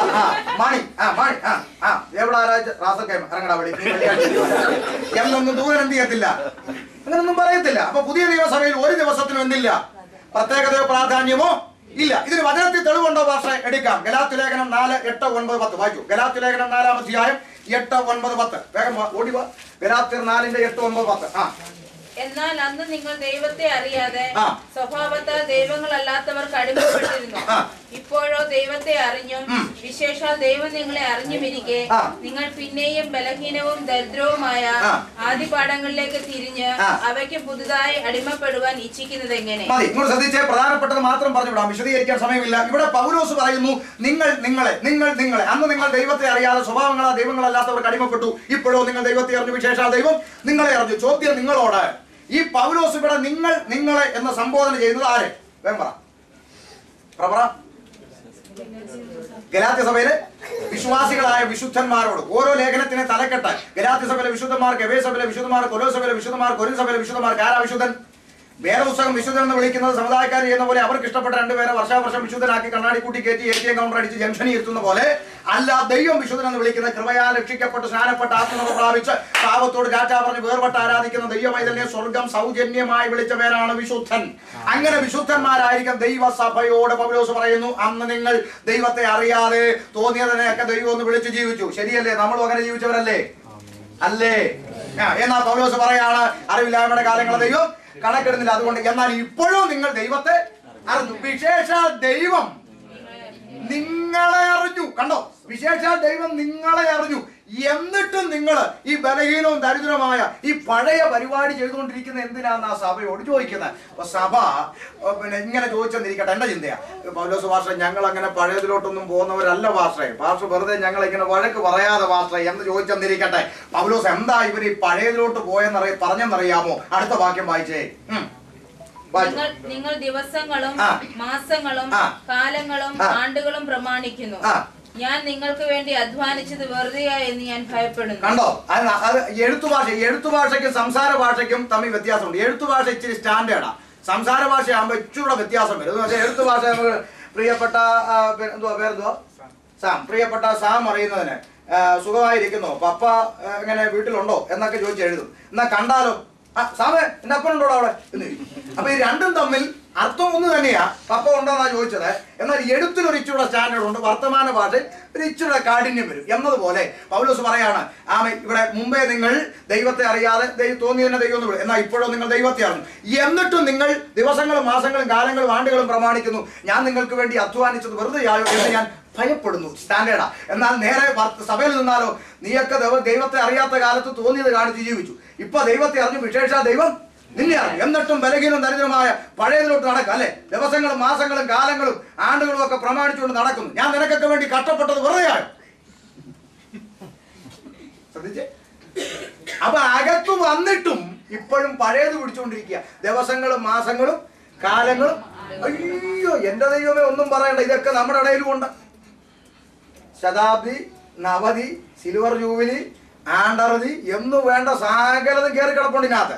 പണങ്ങരുത്. ഇതിനൊക്കെ പ്രമാണം എവിടാന്ന് നിങ്ങൾ എനിക്ക് കാണിച്ചു തന്നാൽ ഞാൻ തിരുത്തും. ഞാൻ പഠിച്ച പുസ്തകത്തിലില്ല. ക്രിസ്തു അകത്തുള്ളവൻ എല്ലാ ദിവസവും നല്ലതാണ്. ഒരു ദിവസത്തിനും പ്രത്യേകതയോ പ്രാധാന്യമോ പുതിയ നിയമം കൽപ്പിക്കുന്നില്ല. ഇന്ന് രക്ഷിക്കപ്പെട്ട സ്നാനപ്പെട്ട അകത്ത് വന്നു, പ്രാർത്ഥിച്ച് പ്രാർത്ഥിച്ച് ദൈവം ഒരു വീട് കൊടുത്തു. ഇപ്പം പാല് കാച്ചിയാല് കേറും, പ്രാർത്ഥിച്ച് കാച്ചാൻ സെൻട്രിൽ നിന്ന് റവ വരുമെന്നാ പറയുന്നത്. ഇരമ്യാവ് 10:2 യഹോവ ഇപ്രകാരം അരുളി ചെയ്യുന്നു, ജാതികളുടെ വഴി പഠിക്കരുത്. കണ്ടോ, പഴയ കാലം പഠിക്കുമ്പോൾ വനമേഖലകൾ വെട്ടിത്തെളിച്ച് വീട് വെച്ച കാലം, വനമേഖലകളെല്ലാം വെട്ടിത്തെളിച്ചപ്പോൾ ഊരി ജന്തുക്കൾക്ക് പോകാൻ സ്ഥലമില്ല. വീട് വെച്ച് കഴിഞ്ഞ് അടുക്കള വാല് തുറക്കുമ്പോൾ അവിടെ ഇടണം, ഫ്രണ്ട് വാല് തുറക്കുമ്പോൾ അവിടെ ഇടണം. വിദ്യാഭ്യാസമില്ലാത്ത അന്നത്തെ ജനം പറഞ്ഞത് നാഗദോഷമാണ്. നാഗദോഷം തീർക്കാൻ ഇനി എന്ത് ചെയ്യണം? ആര് വീട് വെച്ചാലും പാല് കാച്ചി പഴമരിഞ്ഞിട്ട് 100 പാലും കൊടുത്ത് പ്രവേശന കർമ്മമാണ് പാല് കാച്ചി. അറിവില്ലാത്ത കാലത്ത് കാച്ചിയത് കാച്ചി പോട്ടെ, അറിവില്ലായ്മയുടെ കാലങ്ങൾ ദൈവം കണക്കെടുന്നില്ല. എന്നാൽ വചനത്തിൽ നാം വളർന്നു വരുമ്പോൾ ജാതിയുടെ വഴി എന്ത് ചെയ്യരുത്? പഠിക്കരുത്, അവരുടെ ആചാരങ്ങൾ അനുകരിക്കരുത്. എന്താ നിങ്ങളുടെ സ്വത്രം പോയേ? ആമേൻ. കേൾക്കുന്നുണ്ടോ? നമ്മള് കത്തോലിക്കക്കാരെയൊക്കെ കാണുമ്പോൾ പറയല്ലോ, ജാതിയുടെ വഴി പഠിക്കരുതെന്ന് ദൈവം എഴുതിയിട്ടുണ്ട്, നിങ്ങൾ ഈ ചെയ്തുകൊണ്ടിരിക്കുന്ന എല്ലാം ആരുടെ വഴിയാ? ഇല്ലവിടുത്തെ ഹിന്ദുക്കളുടെ ആചാരം ഒക്കെ നമ്മളെ സമുദായക്കാരെ കാണുമ്പോൾ പറയും അല്ലേ? ഞാനൊക്കെ കൺവെൻഷൻ ചെല്ലുമ്പോൾ കത്തോലിക്കർ ഇവിടെ ഏരിയയിൽ ആരാന്ന് ചോദിക്കും. ഇത് കത്തോലിക്കരുടെ ഏരിയ ആണെങ്കിൽ ഞാൻ തീർത്തടിക്കും. എടോ കത്തോലിക്ക സഹോദര, താങ്കൾ ഇവിടെ ചെയ്തുകൊണ്ടിരിക്കുന്ന മുഴുവൻ ഇവിടുത്തെ ഹിന്ദുവിന്റെ ആചാരമാണ്, നീ പേര് മാറ്റി ചെയ്യുവാന്നേ ഉള്ളൂന്ന് പറയും. ഇപ്പൊ ചിലരൊക്കെ ഇങ്ങനെ കണ്ണു തള്ളി ഇവൻ ആരോടാന്നൊക്കെ നോക്കും. ഞാൻ പറയും കണ്ണൊന്നും ഉരുട്ടണ്ട, പറഞ്ഞു തരാം. എന്നിട്ട് ഇങ്ങനെ പറയാറുണ്ട്, അമ്പലക്കാരന് പൂജാരി, പള്ളിക്ക് പുരോഹിതൻ, ശ്രീകോവില് സക്രാരി, പൂണൂല് ബന്ദിങ്ങ, രുദ്രാക്ഷത്തിന് കൊന്ത, മുറജപം ജപമാല, പെരവോസ്താലി വീട് വെഞ്ചരപ്പ്, മന്ത്രപടി അംശപടി, ശബരിമല പരുമല, അയ്യപ്പോ മുത്തപ്പോ, എല്ലാം ക്ലിയർ. ഇപ്പൊ മാരിയമ്മ ചോറ്റാനിക്കര അമ്മ, മേരിയമ്മ വല്ലാർപാടത്തമ്മ, ദേവന്മാര് പുണ്യാളന്മാര്, വിഗ്രഹെഴുന്നള്ളിപ്പ് റാസ, പറയെഴുന്നള്ളിച്ച് അമ്പെഴുന്നള്ളിക്ക്, ചാത്തനൂട്ട് ശ്രാദ്ധമൂട്ട്, കുഞ്ഞയ്യപ്പൻ ഉണ്ണീഷോ, മുത്തുക്കുട, ചെണ്ടമേളം, ഓണം ക്രിസ്മസ്, മാവേലി സാന്റാക്ലോസ് 2 വർഷത്തിലാവും. പിന്നെ ചെണ്ടമേളം, കുടമാറ്റം, കറുപ്പ് കാവി, നാടകം, പാല്, ഇതെല്ലാം പോരാഞ്ഞിട്ട് ഇപ്പൊ റിമിറ്റോമിയുടെ ഗാനമേളയും പള്ളിക്കാണ്. ഇവര് വേറെ പിടിച്ചൊരു പെണ്ണാച്ചാ ഇവിടെ. ഇവിടെ കിടന്ന് ഇങ്ങനെ കിണുങ്ങുമ്പോ യഹോവ ഇവിടെ കൂടെ കിടന്ന് കിണുങ്ങുമെന്നാ ക്രിസ്ത്യാനിയുടെ ചിന്ത. എവിടാ? നമ്മുടെ അടുത്തൊരു കത്തോലിക്ക പള്ളി എഴുതി വെച്ചിരിക്കുകയാണ്, വിശുദ്ധ റീത്താമ്മയുടെ ഓർമ്മയ്ക്ക് കോമഡി സർക്കസ്. റീത്താമ്മ ഈ സർക്കസ് കണ്ടെങ്കിൽ ചിരിക്കുമായിരിക്കും അവിടെ കണ്ടിരുന്നത്, എനിക്കറിയത്തില്ല. എന്തായാലും ഇത് ജാതിയുടെ വഴിയാണെന്ന് പറഞ്ഞു. ഇതൊക്കെ കേട്ടപ്പോ ഇവരുടെ ചിരി കണ്ടോ? ചിരി വരാൻ വേണ്ടിയാ ഞാനിത് പറഞ്ഞു. ഇനി ചിരി മാറരുത്. ഇതേ ജാതിയുടെ വഴി നിനക്കുണ്ടോന്നാ ഞാൻ ആദ്യം ചോദിച്ചേ. ഇപ്പൊ ചിരി പോയി. കണ്ടോ? രക്ഷിക്കപ്പെട്ട് സ്നാനപ്പെട്ട് അകത്ത് വന്നു, പല്ലി ചലച്ച സത്യം, കറണ്ട് പോയ സത്യം, ഇതൊന്നും മാറിയിട്ടില്ല. ഈ അടുത്ത കാലത്ത് ഒരു വിശ്വാസിയുടെ വീട്ടിൽ ചെന്നപ്പം വീട് പൊളിക്കുക. ഞാൻ ചോദിച്ചു, എന്നാച്ചാ കാശൊക്കെ പിടിച്ചു പൊളിച്ചോളെ? ഒന്നുമല്ല പക്ഷെ അനർത്ഥം ഒഴിഞ്ഞൊരു നേരം ഇല്ല, അതുകൊണ്ട് പൊളിച്ചോളയാണോ? അല്ലെന്നേ, കന്നിമൂലയിൽ അടുക്കള ഇരിക്കേണ്ടിടത്ത് ഇപ്പൊ കക്കൂസ. അപ്പൊ ഈ അനർത്ഥം മാറണം, കക്കൂസ് ഇരിക്കുന്നിടത്ത് എന്താക്കണം? അടുക്കള ആക്കണം. അങ്ങനെ ഇടിച്ചു പൊളിച്ചോണ്ട് എവന്റെ പേരെന്തുവാ? ഇതാരും ഉണ്ടാത്തേ വന്നത് അബദ്ധമായോ? കുഞ്ഞേ, നാം ദൈവവചനത്തിന്റെ പ്രമാണത്തിൽ നിൽക്കണം. ജാതിയുടെ വഴി പഠിക്കരുത്. ആമേൻ. 365 ദിവസം ഒരു വർഷത്തിലുണ്ടെന്നാണ് നമ്മൾ പൊതുവെ പറയാറ്. 365 ദിവസം എനിക്കും നിങ്ങൾക്കും ദൈവം ആയുസ് തന്നു. വായി കമ്പിട്ട് കുത്തിയാൽ ഒരുത്തനോട് സുവിശേഷം പറയണ്ട. ക്രിസ്മസ് ആകുമ്പോഴത്തേക്ക് അവന് വേഷം കെട്ടി ഇറങ്ങണം. ശരിയല്ലേ? ക്രിസ്മസ് ആകുമ്പോൾ അവന് പൊതിഞ്ഞ് മിനുക്കം കൊണ്ട് വേഷം കെട്ടി ഇറങ്ങണം, കൊട്ടിപ്പാടി. ജാതിയുടെ വഴി പഠിക്കരുത്. ആമേൻ. എന്താ സ്വത്രം പോയേ? ആമേൻ. കാര്യം മനസ്സിലാക്കണം, പുതിയ നിയമസഭയിൽ ഒരു ദിവസത്തിനും പ്രത്യേക പ്രാധാന്യമോ ഇല്ല. പക്ഷെ പറഞ്ഞു വന്നത് ശബത്തിനെ കുറിച്ചാ. പക്ഷെ വായിച്ചെടുത്ത് ശബത്തില്ല. ഉണ്ട്. എവിടെ? കൊലോസ്യർ 2:16 വായിച്ചു. കൊലോസ്യ ലേഖനം 2:16 ഓടിവാ. കൊലോസ്യർ 2:16. അതുകൊണ്ട് ഭക്ഷണപാനീയങ്ങൾ സംബന്ധിച്ചോ പെരുന്നാൾ, വാവ്, ശബത്ത് എന്നീ കാര്യത്തിലോ ആരും നിങ്ങളെ വിധിക്കരുത്. എന്താ കാരണം? ഇത് ഇരിക്കുന്നവരുടെ അല്ല മാമേ, വരുവാനിരുന്നവയുടെ. പിന്നെ ഒരക്ഷരം മാറിയ ചിന്ത മൊത്തം മാറിപ്പോകും. അതുകൊണ്ട് വളരെ ശ്രദ്ധിച്ച് വായിക്കണം. ഈ അടുത്ത കാലത്ത് ഒരു സംഭവമൊക്കെ ഉണ്ടായി. അയ്യോ, ഒരു പെങ്കൊച്ചെനിക്ക് വായിച്ചൊന്നുണ്ടിരിക്കും. അവളിങ്ങനെ കാരാഗ്രഹ പ്രമാണിയുടെ വിഷയം തകർത്തടിച്ചുകൊണ്ടിരിക്കുമ്പോൾ അവള് പറയാണ് സദാശിവൻ പൗലോസിനോട്. അതെ, അങ്ങ് ഞെട്ടിപ്പോയി. സഭ മൊത്തം ഞെട്ടിപ്പോയി. സദാശിവനോട്. അവിടെ ഉടനെ അവള് സദാശിവൻ പൗലോസിനോട്. അവള് സദാശിവനെ ഓർത്തിരുന്ന് വായിച്ചതാ. അബദ്ധമൊന്നും കാണിച്ചു കളയുന്നുണ്ടോ? വളരെ ശ്രദ്ധിച്ച് വായിക്കണം. ശ്രദ്ധിച്ച് ആമേ. അതുകൊണ്ട് ഭക്ഷണപാനങ്ങൾ സംബന്ധിച്ചോ പെരുന്നാൾ, വാവ്, ശബത്ത് എന്നീ കാര്യത്തിലും ആരും നിങ്ങളെ എന്ത് ചെയ്യരുത്? വിധിക്കരുത്. കൊലോസ്യ സഭയോട് പറയുകയാണ്. കാരണം അത് വരുവാനിരുന്നവയുടെ നിഴലത്ര. അപ്പൊ നിഴലായിരുന്നതിലും നീങ്ങിപ്പോയതിലും എന്തുണ്ട്? പെരുന്നാളുണ്ട്, വാവുണ്ട്, ശബത്തുണ്ട്. ഇനിയും വല്ലതും നീങ്ങിപ്പോയിട്ടുണ്ടോ? ഭാഷ ഒന്നുകൂടെ പറയാം. അറിയില്ല, ഞാൻ എങ്ങനെ കൊണ്ട് ചവിട്ടുമെന്ന് എനിക്കറിയത്തില്ല. എന്തായാലും ഇച്ചിരി നേരം നിങ്ങൾ ഇരിക്കുമെന്ന് വിചാരിക്കാം. അപ്പൊ ശ്രദ്ധിച്ചോ, നീ ഒന്നുകൂടെ നീങ്ങിപ്പോയത് പറയാം. പഴയ നിയമത്തിൽ യഹൂദന് നിർബന്ധ നിയമം പരിച്ഛേദന. എന്നാ പുതിയ നിയമത്തിൽ വരുമ്പോ പരിച്ഛേദന എന്തല്ല? ഉപദേശം അല്ല. അത് കാണുന്ന തെളിവ് പറഞ്ഞുതരാം. വീട്ടിൽ പോയി വായിക്കണം. പ്രവൃത്തി പുസ്തകം 15-ാം അധ്യായത്തിൽ യഹൂദിയിൽ നിന്ന് ചിലർ അന്ത്യോക്യയിൽ ചെന്നു. അവിടുത്തെ ജാതികളിൽ നിന്ന് വിശ്വാസത്തിൽ വന്നവരെ ഇളക്കി. പരിച്ഛേദന ഏൽക്കാതെ നിങ്ങൾക്ക് എന്ത് കിട്ടത്തില്ല? രക്ഷ കിട്ടത്തില്ലെന്ന് അവരെ ഇളക്കി. ഇത് കണ്ട പൗലോസും ബർന്നബാസും എതിർത്തു. അവസാനം തീർപ്പ് കൽപ്പിക്കാൻ യെരുശലേം കൗൺസിലേക്ക് വന്നു. അവിടുന്ന് അവർ പറഞ്ഞു, ജാതികളിൽ നിന്ന് വിശ്വാസത്തിൽ വന്നവരുടെ തോളിൽ അമിതഭാരം ചുമത്താതിരിക്കേണ്ടത് ഹൃദയപരിച്ഛേദന മതി. അവിടെ ആ തീർപ്പെടുക്കുന്നത്. എന്നാൽ 16-ാം അധ്യായം പഠിക്കുമ്പോൾ കാണുന്നുണ്ട്, പൗലോസ് തിമോത്തിയോസിനെ തന്റെ ശിഷ്യനായി വേലയ്ക്ക് വിളിക്കുമ്പോൾ തിമോത്തിയോസിന്റെ അപ്പൻ യവനനായിരുന്നത് കൊണ്ട് യഹൂദന്മാർ കലഹമുണ്ടാക്കുമോ എന്ന ഭയന്ന് അവനെ പരിച്ഛേദന കൽപ്പിച്ചു. അർത്ഥാൽ പരിച്ഛേദന ഏറ്റുപോയാൽ അതിൽ കുറ്റമൊന്നും അല്ല, ഭ്രഷ്ട് കൽപ്പിക്കാനൊന്നും ഒക്കത്തില്ല. ഇപ്പൊ പരിച്ഛേദന ഏറ്റെന്നും പറഞ്ഞ് ഇറങ്ങിപ്പോടാന്ന് പറയാൻ ആദ്യം ഞാൻ പോണോ ഇവിടുന്ന്? അല്ലേ? അപ്പൊ അതുകൊണ്ട് അങ്ങനെ ഭ്രഷ്ട് കൽപ്പിക്കാനൊന്നും പറ്റത്തില്ല. പക്ഷെ അത് എന്തല്ല? ഉപദേശം അല്ല. അതിന് നല്ലൊരു ഉദാഹരണം പറയാം. അപ്പൊ നമ്മുടെ സഭയിൽ ഒരു അപ്പച്ചൻ എഴുന്നേറ്റ് പറയാം, പ്രിയ ദൈവമക്കളെ, കഴിഞ്ഞ ആഴ്ച ഞാൻ പ്രാർത്ഥിക്കുമ്പോൾ എനിക്ക് ദൈവമായിട്ടൊരു ഉടമ്പടി. എന്താ? എന്റെ ജീവിതത്തിൽ ഇനി മരുന്ന് വേണ്ട, ചാവുന്ന അങ്ങനെ ആയിക്കോട്ടെ, ഇനി ഞാൻ മരുന്ന് കഴിക്കത്തിന് തീരുമാനം. നമുക്ക് ആർക്കും അദ്ദേഹത്തെ കളിയാക്കാനോ വിമർശിക്കാനോ അവകാശം ഇല്ല. കാരണം അങ്ങനെ തീരുമാനമെടുത്ത നിരവധി പിതാക്കന്മാർ നമുക്കുണ്ടായിരുന്നു. അവർ നിലനിന്നു. അങ്ങനെ തന്നെ മാറ്റപ്പെട്ടു പോയവർ നമുക്കുണ്ട്. അഭിമാനത്തോടെ നമുക്ക് പറയാൻ സാധിക്കും. എന്നാൽ ഈ അപ്പച്ചൻ ആ തീരുമാനം എടുത്തു. 3 ആഴ്ച കഴിഞ്ഞപ്പോൾ അപ്പച്ചൻ എഴുന്നേറ്റ് പറയാം, നീയൊക്കെ ആശുപത്രി പോലെ നടക്കുക, മരുന്ന് മേടിക്കുക അല്ലേ, നിന്നെയൊക്കെ കീറിക്കളയുമെന്ന് പറഞ്ഞാൽ അപ്പച്ചനെ പൊക്കിയെടുത്ത് ആശുപത്രി കൊണ്ടുപോയി നല്ല ചികിത്സ കൊടുക്കണം. കാരണം അതെന്തല്ല? ഉപദേശം അല്ല. അതൊരു വ്യക്തിക്ക് ദൈവമായിട്ടുള്ള വ്യക്തിബന്ധത്തിൽ എടുക്കുന്ന തീരുമാനമാണ്. അല്ലാതെ ഷുഗർ വന്ന് പഴുത്തിരിക്കുന്ന പെണ്ണുമ്പിള്ളയുടെ ആശുപത്രി പോലും എന്ന് പറഞ്ഞാൽ കാല് മുറിച്ച് കളയേണ്ടി വരും. അപ്പൊ അങ്ങനെയുള്ള ബിരുദന്മാരുണ്ട്. ആ പരിപാടിയൊന്നുമില്ല. ദൈവമായിട്ട് പ്രാഗൽഭ്യമുണ്ടെങ്കിൽ ഒരു വ്യക്തിക്ക് ആ തീരുമാനമെടുക്കാം. ഇനി നാട്ടിൽ ചിലരുണ്ട് മരുന്ന് പാരസെറ്റമോളും കഴിക്കത്തില്ലെന്ന് പറഞ്ഞു ഭയങ്കര വെല്ലുവിളിയാണ്. പക്ഷെ സങ്കീർത്തനം വായിക്കണമെങ്കിൽ എന്ത് ചെയ്യണം? കണ്ണിന്റെ മരുന്നാ കണ്ണാടി. ദൈവം ഇട്ട് കൊടുത്തൊന്നുമല്ല, മനുഷ്യൻ കണ്ടുപിടിച്ചതാ. അപ്പൊ അതുകൊണ്ട് വലിയ ഇതൊന്നും വേണ്ട. എന്തായാലും അത് ഉപദേശം അല്ല എന്നേ പറഞ്ഞുള്ളൂ. അപ്പൊ നീങ്ങിപ്പോയതിൽ എന്തുണ്ട്? ദിവസങ്ങളുടെ പ്രത്യേകത, പരിച്ഛേദന വിടുക. ഇനി 2 നിവർത്തിയായത് ഉണ്ടെന്ന് പറഞ്ഞു. എല്ലാം പറയാൻ സമയമില്ല, ഒന്ന് പറയാം. പഴയ നിയമത്തിൽ മാനവജാതി അവരുടെ പാപം മോചിപ്പിക്കാൻ കാലാകാലങ്ങളിൽ ചെയ്തുകൊണ്ടിരുന്ന സകലവിധമാകുന്ന പൂജകളും വഴിപാടുകളും യാഗങ്ങളും എല്ലാം ക്രൂശ് മരണമെന്ന ഏകയാഗത്താൽ കാൽവരിയിൽ അവസാനിച്ചു. നിവർത്തിയായി അല്ലേ? അതുകൊണ്ട് എബ്രായ ലേഖനം 10:11 പൗലോസ് എന്ത് പറഞ്ഞു? എബ്രായർ 10:11 ഏതൊരു പുരോഹിതനും ദിവസേന ശുശ്രൂഷിച്ചും പാപങ്ങളെ പരിഹരിപ്പാൻ ഒരു നാളും കഴിയാത്ത അതേ യാഗങ്ങളെ കൂടെ കഴിച്ചുകൊണ്ട് നിൽക്കുന്നു പുരോഹിതവർഗം. എന്നാൽ യേശുവോ പാപങ്ങൾക്ക് വേണ്ടി ഏകയാഗം കഴിച്ചിട്ട് എന്നേക്കും ദൈവത്തിന്റെ വലത്തുഭാഗത്തിരുന്നു കൊണ്ട് തന്നെ ശത്രുക്കൾ തന്നെ പാദപീഠമാകുമ്പോൾ കാത്തുമിരിക്കുന്ന എബ്രായർ 10:11 അങ്ങനല്ലയോ? അപ്പോൾ അതുകൊണ്ട് യാഗങ്ങളെല്ലാം ക്രൂശമണ്ണമെന്ന ഏകയാഗത്താൽ നിവർത്തിയായി. ഇനി ഒന്നുകൂടെ പറയാം, ഉറപ്പിക്കപ്പെട്ടതുണ്ടെന്ന് പറഞ്ഞു. അതുകൂടെ പറയാം. 1-2 കാര്യങ്ങൾ ഉറപ്പിക്കപ്പെട്ടത്. പഴയ നിയമത്തിൽ സ്ത്രീയും പുരുഷനും അവിഹിത ബന്ധം പുലർത്തിയാൽ മാത്രമേ വ്യഭിചാരം എന്ന പാപം അവളിൽ കണക്കിടുന്നുള്ളൂ. അങ്ങനല്ലേ? അത് സാക്ഷി മൊഴി സഹിതം എന്ത് ചെയ്യണം? ബോധ്യപ്പെടണം. അങ്ങനെ പഴയ നിയമത്തിന്റെ പ്രമാണം. അതെ. എന്നാ പുതിയ നിയമത്തിൽ വരുമ്പോ കർത്താവ് പറഞ്ഞു, അതെ ഈ യഹോവ പഴയ നിയമത്തിലെ പുള്ളി ഇച്ചിരി ചൂടൻ. പുള്ളിക്ക് കോപം വന്നാൽ സംഹരിച്ചു കളയും, ഭയങ്കര ദേഷ്യമാണ്. എന്നാൽ ഞാൻ അങ്ങനല്ല. നിങ്ങൾ എപ്പോഴും പ്രാർത്ഥിക്കുമ്പോൾ പറയത്തില്ലേ, കരുണയുള്ള മനസ്സല്ലേ ഉള്ള പൊന്ന് കർത്താവിനൊക്കെ. ഞാൻ നിങ്ങളുടെ പൊന്ന് കർത്താവല്ലയോ, ഞാനോ നിങ്ങളോട് പറയുന്നു, നിങ്ങൾ ഓടി നടന്ന് കെട്ടിക്കോ. യേശു പറഞ്ഞു അങ്ങനെ? പറഞ്ഞോ? ഇല്ല. പകരം കർത്താവ് എന്താ പറഞ്ഞത്? ഞാനോ നിങ്ങളോട് പറയുന്നു, ഹൃദയത്തിൽ മോഹിച്ചുകൊണ്ട് നോക്കിയോ. ഈ അച്ഛൻ എനിക്ക് കിട്ടിയില്ലല്ലോ, പോയി. ആമേൻ. ഈ അമ്മാമ എനിക്ക് കിട്ടിയില്ല, പോയച്ചോ. എന്തോ മനസ്സിലായി? വിശ്വാസ ജീവിതം കുഞ്ഞുകളി അല്ല ദൈവമക്കളെ. ഇതൊക്കെ പറയുമ്പോഴാണ് ആൾക്കാർ നമ്മളെ നെഞ്ചത്തോട്ട് കയറുക. എന്താ അപ്പച്ചമ്മയുടെ കാലം കൊണ്ടിരുന്നാലൊന്നും സഭ വളരത്തില്ല. കാലം മാറി, ട്രെൻഡ് മാറി, ടെക്നോളജി മാറി. നമ്മളിപ്പോൾ ഇത്രയും മസിലൊന്നും പിടിച്ചുകൊണ്ടിരിക്കേണ്ട കാര്യം ഇല്ല. പണ്ടൊക്കെ ആരാണ്ട് പഠിപ്പിച്ചത് കൊണ്ട് ഇപ്പോഴും നടക്കണമെന്ന് ഒരു ഉദാഹരണം പറഞ്ഞങ്ങ് വിടാം. അത് വിവരിക്കാൻ പോയാൽ ഒത്തിരി പറയും, അതുകൊണ്ട് ഒരു ഉദാഹരണം പറഞ്ഞങ്ങ് വിടാം. കൊട്ടാരക്കരയും തിരുവനന്തപുരം അറിയാമല്ലോ. കൊട്ടാരക്കര തിരുവനന്തപുരം MC റോഡിൽ ഒരു ബോർഡ് ഇരിപ്പുണ്ട്, തിരുവനന്തപുരം 72 കിലോമീറ്റർ. കണ്ടിട്ടില്ലേ? കണ്ടു. പണ്ട് ആരാണ്ട് കുത്തിവെച്ചതായി 72. കാലം പുരോഗമിച്ച് ഐഷാപോറ്റി MLA ആയി എന്തെല്ലാം വികസനങ്ങളാണെന്നറിയാമോ കൊട്ടാരക്കര വന്നിരിക്കുന്നത്? ഇപ്പം ഭയങ്കര വികസനം. കേരളം എന്തെല്ലാം വികസിച്ചെന്നറിയാമോ?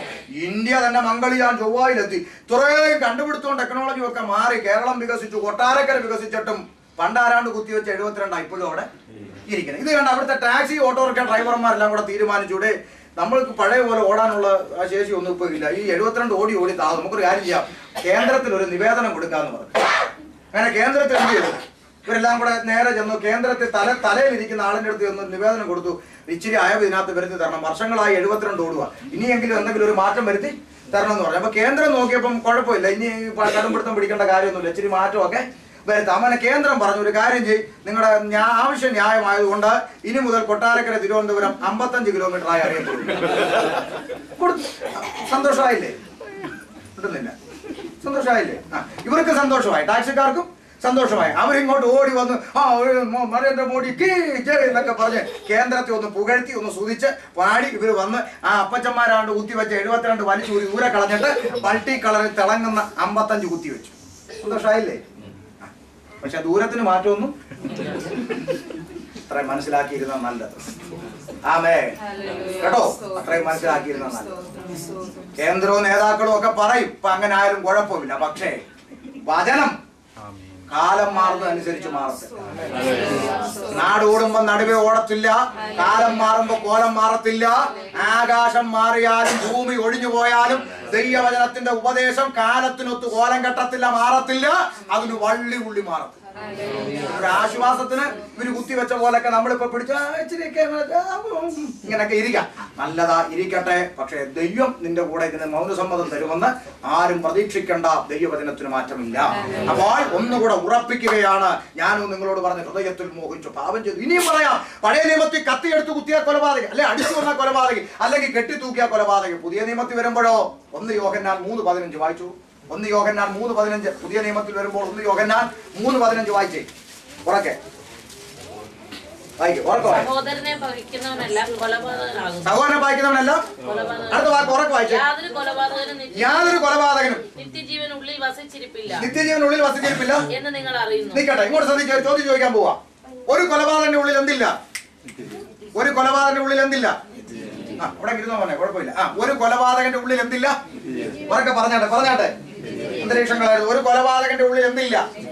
നിത്യജീവനില്ല. അങ്ങനെയൊക്കെ ഒരു ചോദ്യം ദൈവമക്കളോട് ചോദിക്കുന്നു. നിത്യജീവൻ ഇല്ലാത്തവൻ കാഹളം ധരിച്ചാൽ പറക്കുവോ ഇല്ലയോ? പറ. നിത്യജീവൻ ഇല്ലാത്തവൻ, നിത്യജീവൻ എന്ന് പറഞ്ഞാൽ നിത്യമായ കർത്താവിനോട് വസിക്കുക. നിത്യമരണം എന്ന് പറഞ്ഞാൽ നിത്യമായ നരകത്തിൽ കിടക്കാം. നിത്യജീവൻ ഇല്ലാത്തവൻ കാഹളം ധരിച്ചാൽ പോകുവോ ഇല്ലയോ? പറ. പോകത്തില്ല. ആർക്ക് നിത്യജീവൻ ഇല്ലെന്നാ സൗരി വായിച്ചേ? കൊലപാതകിക്ക്. ആർക്ക്? കൊലപാതകിക്ക് എന്തില്ല? നിത്യജീവൻ ഇല്ലാത്ത മേപ്പോട്ട്. ആർക്കാ നിത്യജീവൻ ഇല്ലാത്ത? കൊലപാതകിക്ക്. കൊലപാതകിക്ക് എന്തില്ല? നിത്യജീവൻ ഇല്ലാത്തവൻ പോവോ? ആർക്കാ നിത്യജീവൻ ഇല്ലാത്ത? കൊലപാതകി. ആരാ കൊലപാതകി? എത്ര കൊലപാതകം ഉണ്ട് ചർച്ചിൽ? മേപ്പോട്ട് പോയിരിക്കല്ലേ? എന്തേ മിണ്ടാത്തേ? ഒരു പായിൽ ഒരുമിച്ചിരുന്ന് അന്യഭാഷ പറഞ്ഞ് ആരാധിക്കുന്ന കൂട്ടു സഹോദരിക്ക് ഒരു കൈ കൊടുക്കാൻ കഴിയാതെ, ഒന്ന് ചിരിക്കാൻ കഴിയാതെ, ഒരു സ്തോത്രം പറയാൻ കഴിയാതെ, ഒന്ന് ചേർത്ത് പിടിക്കാൻ കഴിയാതെ, ആരാധന കഴിഞ്ഞ് വീർപ്പിച്ച് കെട്ടിയ മോന്തയായി പറഞ്ഞ് ഇറങ്ങിപ്പോകുന്ന കൊലപാതകി ഒരെണ്ണം കാഹളനാദത്തിങ്ക് പറക്കുകയല്ല. ഇവിടെ കിടന്ന് ഇങ്ങനെ അടിക്കാം. ആമേ 2 തമ്പേർ അടിച്ചു പൊട്ടിച്ചു 3ാമത്തെ കുമ്പനാട്ട് പോയാൽ ഞങ്ങൾ മേടിച്ചൊക്കെ നല്ലതാ, മേപ്പോട്ട് പോവുകയില്ല. ആമേ. കാരണം വേദപുസ്തകം ചോദിക്കുന്നു, കാണുന്ന സഹോദരനെ സ്നേഹിക്കാൻ കഴിയാത്ത നീ ജീവിതത്തിൽ ഇന്ന് വരെ കണ്ടിട്ടില്ലാത്ത ദൈവത്തെ എങ്ങനെ സ്നേഹിക്കും? എനിക്ക് എന്ത് ഇഷ്ടമെന്നറിയാം, ഐ ലവ് യു. പിന്നെ ജീവിതത്തിൽ കണ്ടിട്ടില്ലാത്ത ദൈവത്തെ ഐ ലവ് യു. കാണുന്ന സഹോദരനെ ചിരിക്കാൻ വയ്യ, ഒരു കൈ കൊടുക്കാൻ, അനുഭവത്തിൽ നിന്ന് വെച്ചാൽ ഒരു കൈ കൊടുക്കാൻ വയ്യെന്ന്. ഇന്നിപ്പോ എല്ലായിടത്തും ഈ കാർഡല്ലോ, ATM കാർഡ്. ഇത് ഉപയോഗിക്കുന്ന വിധം അറിയാലോ, അങ്ങോട്ടും വളയരുത് ഇങ്ങോട്ടും വളയരുത്, ഇങ്ങനെ കയറ്റിയിട്ട് ഇങ്ങനെ എടുക്കണം, എന്നാലേ എന്ത് കിട്ടൂ? ഇതുപോലെ ഇപ്പൊ സ്വോത്രം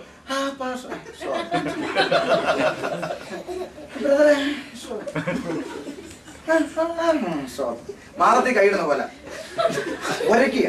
എന്നുവെച്ചാ ഒരു കൈ കൊടുക്കുന്നതിന് ഈ പുസ്തകത്തിൽ പ്രമാണം വെച്ചിരിക്കുക, എന്റെ ഹൃദയം നിന്റെ ഹൃദയത്തോട് ചേർന്നിരിക്കുന്ന പോലെ നിന്റെ ഹൃദയവും എന്റെ ഹൃദയത്തോട് പരമാർത്ഥമായിരിക്കുന്നു. അങ്ങനെയെങ്കിൽ കൈ തരിക. കേട്ടോ, ഒരു കൈ തരുന്നതിന് പ്രമാണം വെച്ചിരിക്കുക. ഇവിടെ ഉരച്ചു കളിക്കുക, സ്നേഹമില്ല. കൂട്ടു സഹോദരൻ കൂട്ടു സഹോദരി ഒരു ശരീരത്തിന്റെ അവയവം എന്നൊക്കെയാണ് പഠനം. ശരീരത്തിന്റെ അവയവം എന്താ? കാലി മുള്ളു കൊണ്ടു, കൈ ഉടനെ കൊണ്ടോ കൊള്ളട്ടെ. പലയിടത്തൂടെ നടന്ന കാലല്ലേ, നടക്കുമ്പോ ഓർക്കണമായിരുന്നു കൊള്ളു പറഞ്ഞു കേട്ടോ, കുത്തി കുത്തി കയറട്ടെ ഇങ്ങനെ പറയുവച്ചാ കൈയാണെങ്കിൽ ഓടി വന്നത് എടുത്തു കളഞ്ഞേച്ചാൽ അത് വേണ്ടുന്ന പ്രാഥമിക ശുശ്രൂഷയും ക്രിസ്തു എന്ന ശരീരത്തിന്റെ അവയവമാകണം ദൈവസഭ കർത്താവിന്റെ സ്നേഹത്തിൽ ഉയരുന്നവരായിരിക്കും. അതുകൊണ്ട് പൗലോസ് പറയുന്നു, യേശുവിന്റെ നാമത്തിൽ ഈ മല തെറിച്ചു പോയി സമുദ്രത്തിൽ വീഴട്ടെന്ന് പറയുന്ന നിമിഷം മല തെറിച്ച് സമുദ്രത്തിൽ പോയി വീഴുന്ന കൃപാവരം നിനക്കുണ്ടായാലും സ്നേഹമില്ലയോ? ഇവിടെ മല പോയിട്ട് എലി പോലും പോകുന്നില്ല, എന്നിട്ടും ശ്വാസം പിടിക്കുക. ചിലർക്കുണ്ട് കൈ പോലും ദൈവത്തെ ആരാധിക്കുന്നതിന് ശ്വാസം പിടുത്തോ, പിന്നെ നമ്മളോട് പറയേണ്ട കാര്യം. ദൈവം ഒരു കൈ അടിക്കത്തില്ലെന്ന് ഇങ്ങനെ ഇരിക്കുക, ജവളിക്കട ബൊമ്മ ഇരിക്കുന്നവർ ഇടക്കിടക്ക് കൈ പൊക്കി കാണിക്കും, ചത്തട്ടില്ല. വായിൽ കമ്പ് കുത്തിയാലും ഒരു സ്വോത്രം എത്തിയത്തില്ല, പറയത്തില്ല, ഇങ്ങനെ ഇരിക്കുക. പിന്നെ ചിലരൊക്കെ കൈ അടിക്കുന്ന കണ്ടാ അടിക്കാതിരിക്കുന്ന നല്ലത്. ചിലർ കൈ അടിക്കുന്നുണ്ട്, അങ്ങോട്ട് പോവാ, ചിലർ ഇതുകൊണ്ട് ഇങ്ങോട്ട് മാറും. പിന്നെ ചില പിള്ളേരുണ്ട്, അവർക്കില്ല ജിമ്മിൽ പോകുന്ന ഓർമ്മ, എക്സർസൈസ് അടി, എന്തെല്ലാം അടി വെച്ചാൽ നിഷ്കളങ്കമായി ദൈവത്തെ ആരാധിക്കണം, ദൈവത്തെ സ്നേഹിക്കണം. കേൾക്കുന്നുണ്ടോ? കൂട്ടു സഹോദരനെ സ്നേഹിക്കണം. ആമേ. ശ്രദ്ധിച്ചേ, ഞാൻ ഒരിക്കൽ യൂത്തിന് ക്ലാസ് എടുക്കും, ബൈബിൾ ക്ലാസ് എടുക്കാറുണ്ട്. യൂത്തിന് കാണാതെ പോയതിനെ തിരഞ്ഞു രക്ഷിപ്പാൻ വന്ന ആ ക്ലാസ് എടുക്കുകയാണ്. ഞാനത് പല മീഡിയയിൽ എഴുതിയിട്ടുള്ള അനുഭവം നിങ്ങളോട് പറയാം. ആമേ. അന്ന് ഞാൻ കാണാതെ പോയതിനെ തിരഞ്ഞു രക്ഷിപ്പാൻ നിങ്ങൾക്ക് 100 ആടുണ്ടായിരുന്നു, ഒന്ന് പോയാൽ നിങ്ങൾ എന്ത് ചെയ്യുമെന്ന് ചുമ്മാ പിള്ളേരോട് ചോദിച്ചതാ. ഞങ്ങൾക്ക് എന്തും പറയാം മകളെന്ന് ചോദിച്ചു. എന്തും പറയാന്ന് പറയും. ഒരു ചെറുപ്പക്കാരൻ പറഞ്ഞു, ഞാനങ്ങ് വോട്ടൊന്ന് വെക്കുന്നു. ഞാൻ പറഞ്ഞു, ആനാടാ, ഞാൻ അത്രയൊന്നും അല്ല, അതുകൊണ്ട് 99 ഉണ്ടല്ലോ മതി എന്ന് പറയും.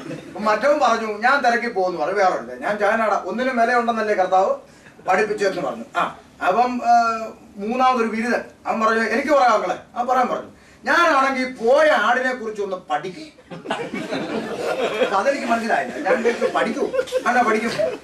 പോയ ആടിനെ കുറിച്ച് പഠിക്കും. അതിനാണോ പഠിക്കാൻ?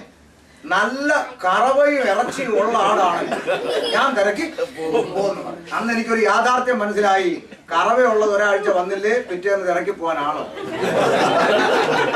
കറവയില്ലാത്ത 4 ആഴ്ച വന്നില്ലേ ആർക്കും ഒന്നും അറിയേണ്ട കാര്യമൊന്നുമില്ല. കറവയൊന്നും വലുതായിട്ട് ഇല്ല. സ്നേഹമില്ലെങ്കിൽ ഒന്നുമില്ല. കേൾക്കുന്നുണ്ടോ? ഇതൊക്കെ അനുഭവത്തിൽ നിന്ന്. ഇന്ന് നമ്മുടെ നാട്ടിൽ പലയിടത്തും സഭകൾക്ക് കോട്ടേജ് മീറ്റിംഗ് പരിപാടി, ഇത് കോട്ടേജ് മീറ്റിംഗ് അല്ലേ? കോട്ടേജ് മീറ്റിംഗ് എന്ന് പറയുന്ന പരിപാടിയുണ്ട്, അറിയാമല്ലോ. സഭായോഗത്തിനും വരാത്തവരും വരുന്ന മീറ്റിംഗാണ് കോട്ടേജ് മീറ്റിംഗ്. കാര്യം അറിയാമല്ലോ. അപ്പൊ ഏതായാലും ഈ കോട്ടേജ് മീറ്റിംഗ് വരും. കോട്ടേജ് മീറ്റിംഗ് വരുമ്പോണ്ടല്ലോ ഈ കറുത്ത് പല്ലും തള്ളി കണ്ണുമുന്തിയൊക്കെ ഇരിക്കുന്ന മറിയാമ്മയും വരും കോട്ടേജ് മീറ്റിംഗ്. അപ്പൊ അമ്മാമ്മ ബാത്റൂം എവിടെ?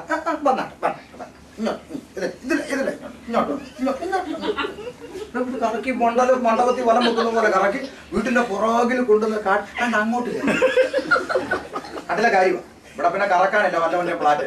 അപ്പൊ അതുകൊണ്ട് ശ്രദ്ധിച്ചേ, അങ്ങോട്ട് എന്ത് കയറിയാണ് എന്ന് പറഞ്ഞാൽ നമ്മുടെ അകത്തെ ടൈൽസ് ഇട്ടത് ഈ കറുത്തവള് കയറി അയച്ചിച്ച് എയർപോർട്ട് പോകുമ്പോൾ ടൈൽസ് കൂടെ കൊണ്ടുപോകണം കേട്ടോ, മറന്നു പോകരുത്. ശ്രദ്ധിച്ചേ, ദൈവസഭ ശരീരവും അവയവും. സ്നേഹമില്ലെങ്കിൽ ഒന്നുമില്ല. മത്തായി 5:13 യേശു പറഞ്ഞു, നിങ്ങൾ ഭൂമിയുടെ ഉപ്പാകുന്നു. എന്താ അർത്ഥം? ഉപ്പ് നമ്മളെപ്പോഴും ഉപയോഗിക്കുന്ന സാധനമല്ലേ? നമുക്കറിയാം, പെന്തിക്കോസുകാർ സാമ്പാറില്ലാത്ത നമ്മളില്ല, ലോകമില്ല. സാമ്പാറിന്റെ മുകളിലോട്ട് ഉപ്പിടുക. സൗകര്യമാരാ കൂടുതൽ വിരിക്കുന്നു. ഓക്കെ, സാമ്പാറിന്റെ മുകളിലോട്ട് ഉപ്പിടുക.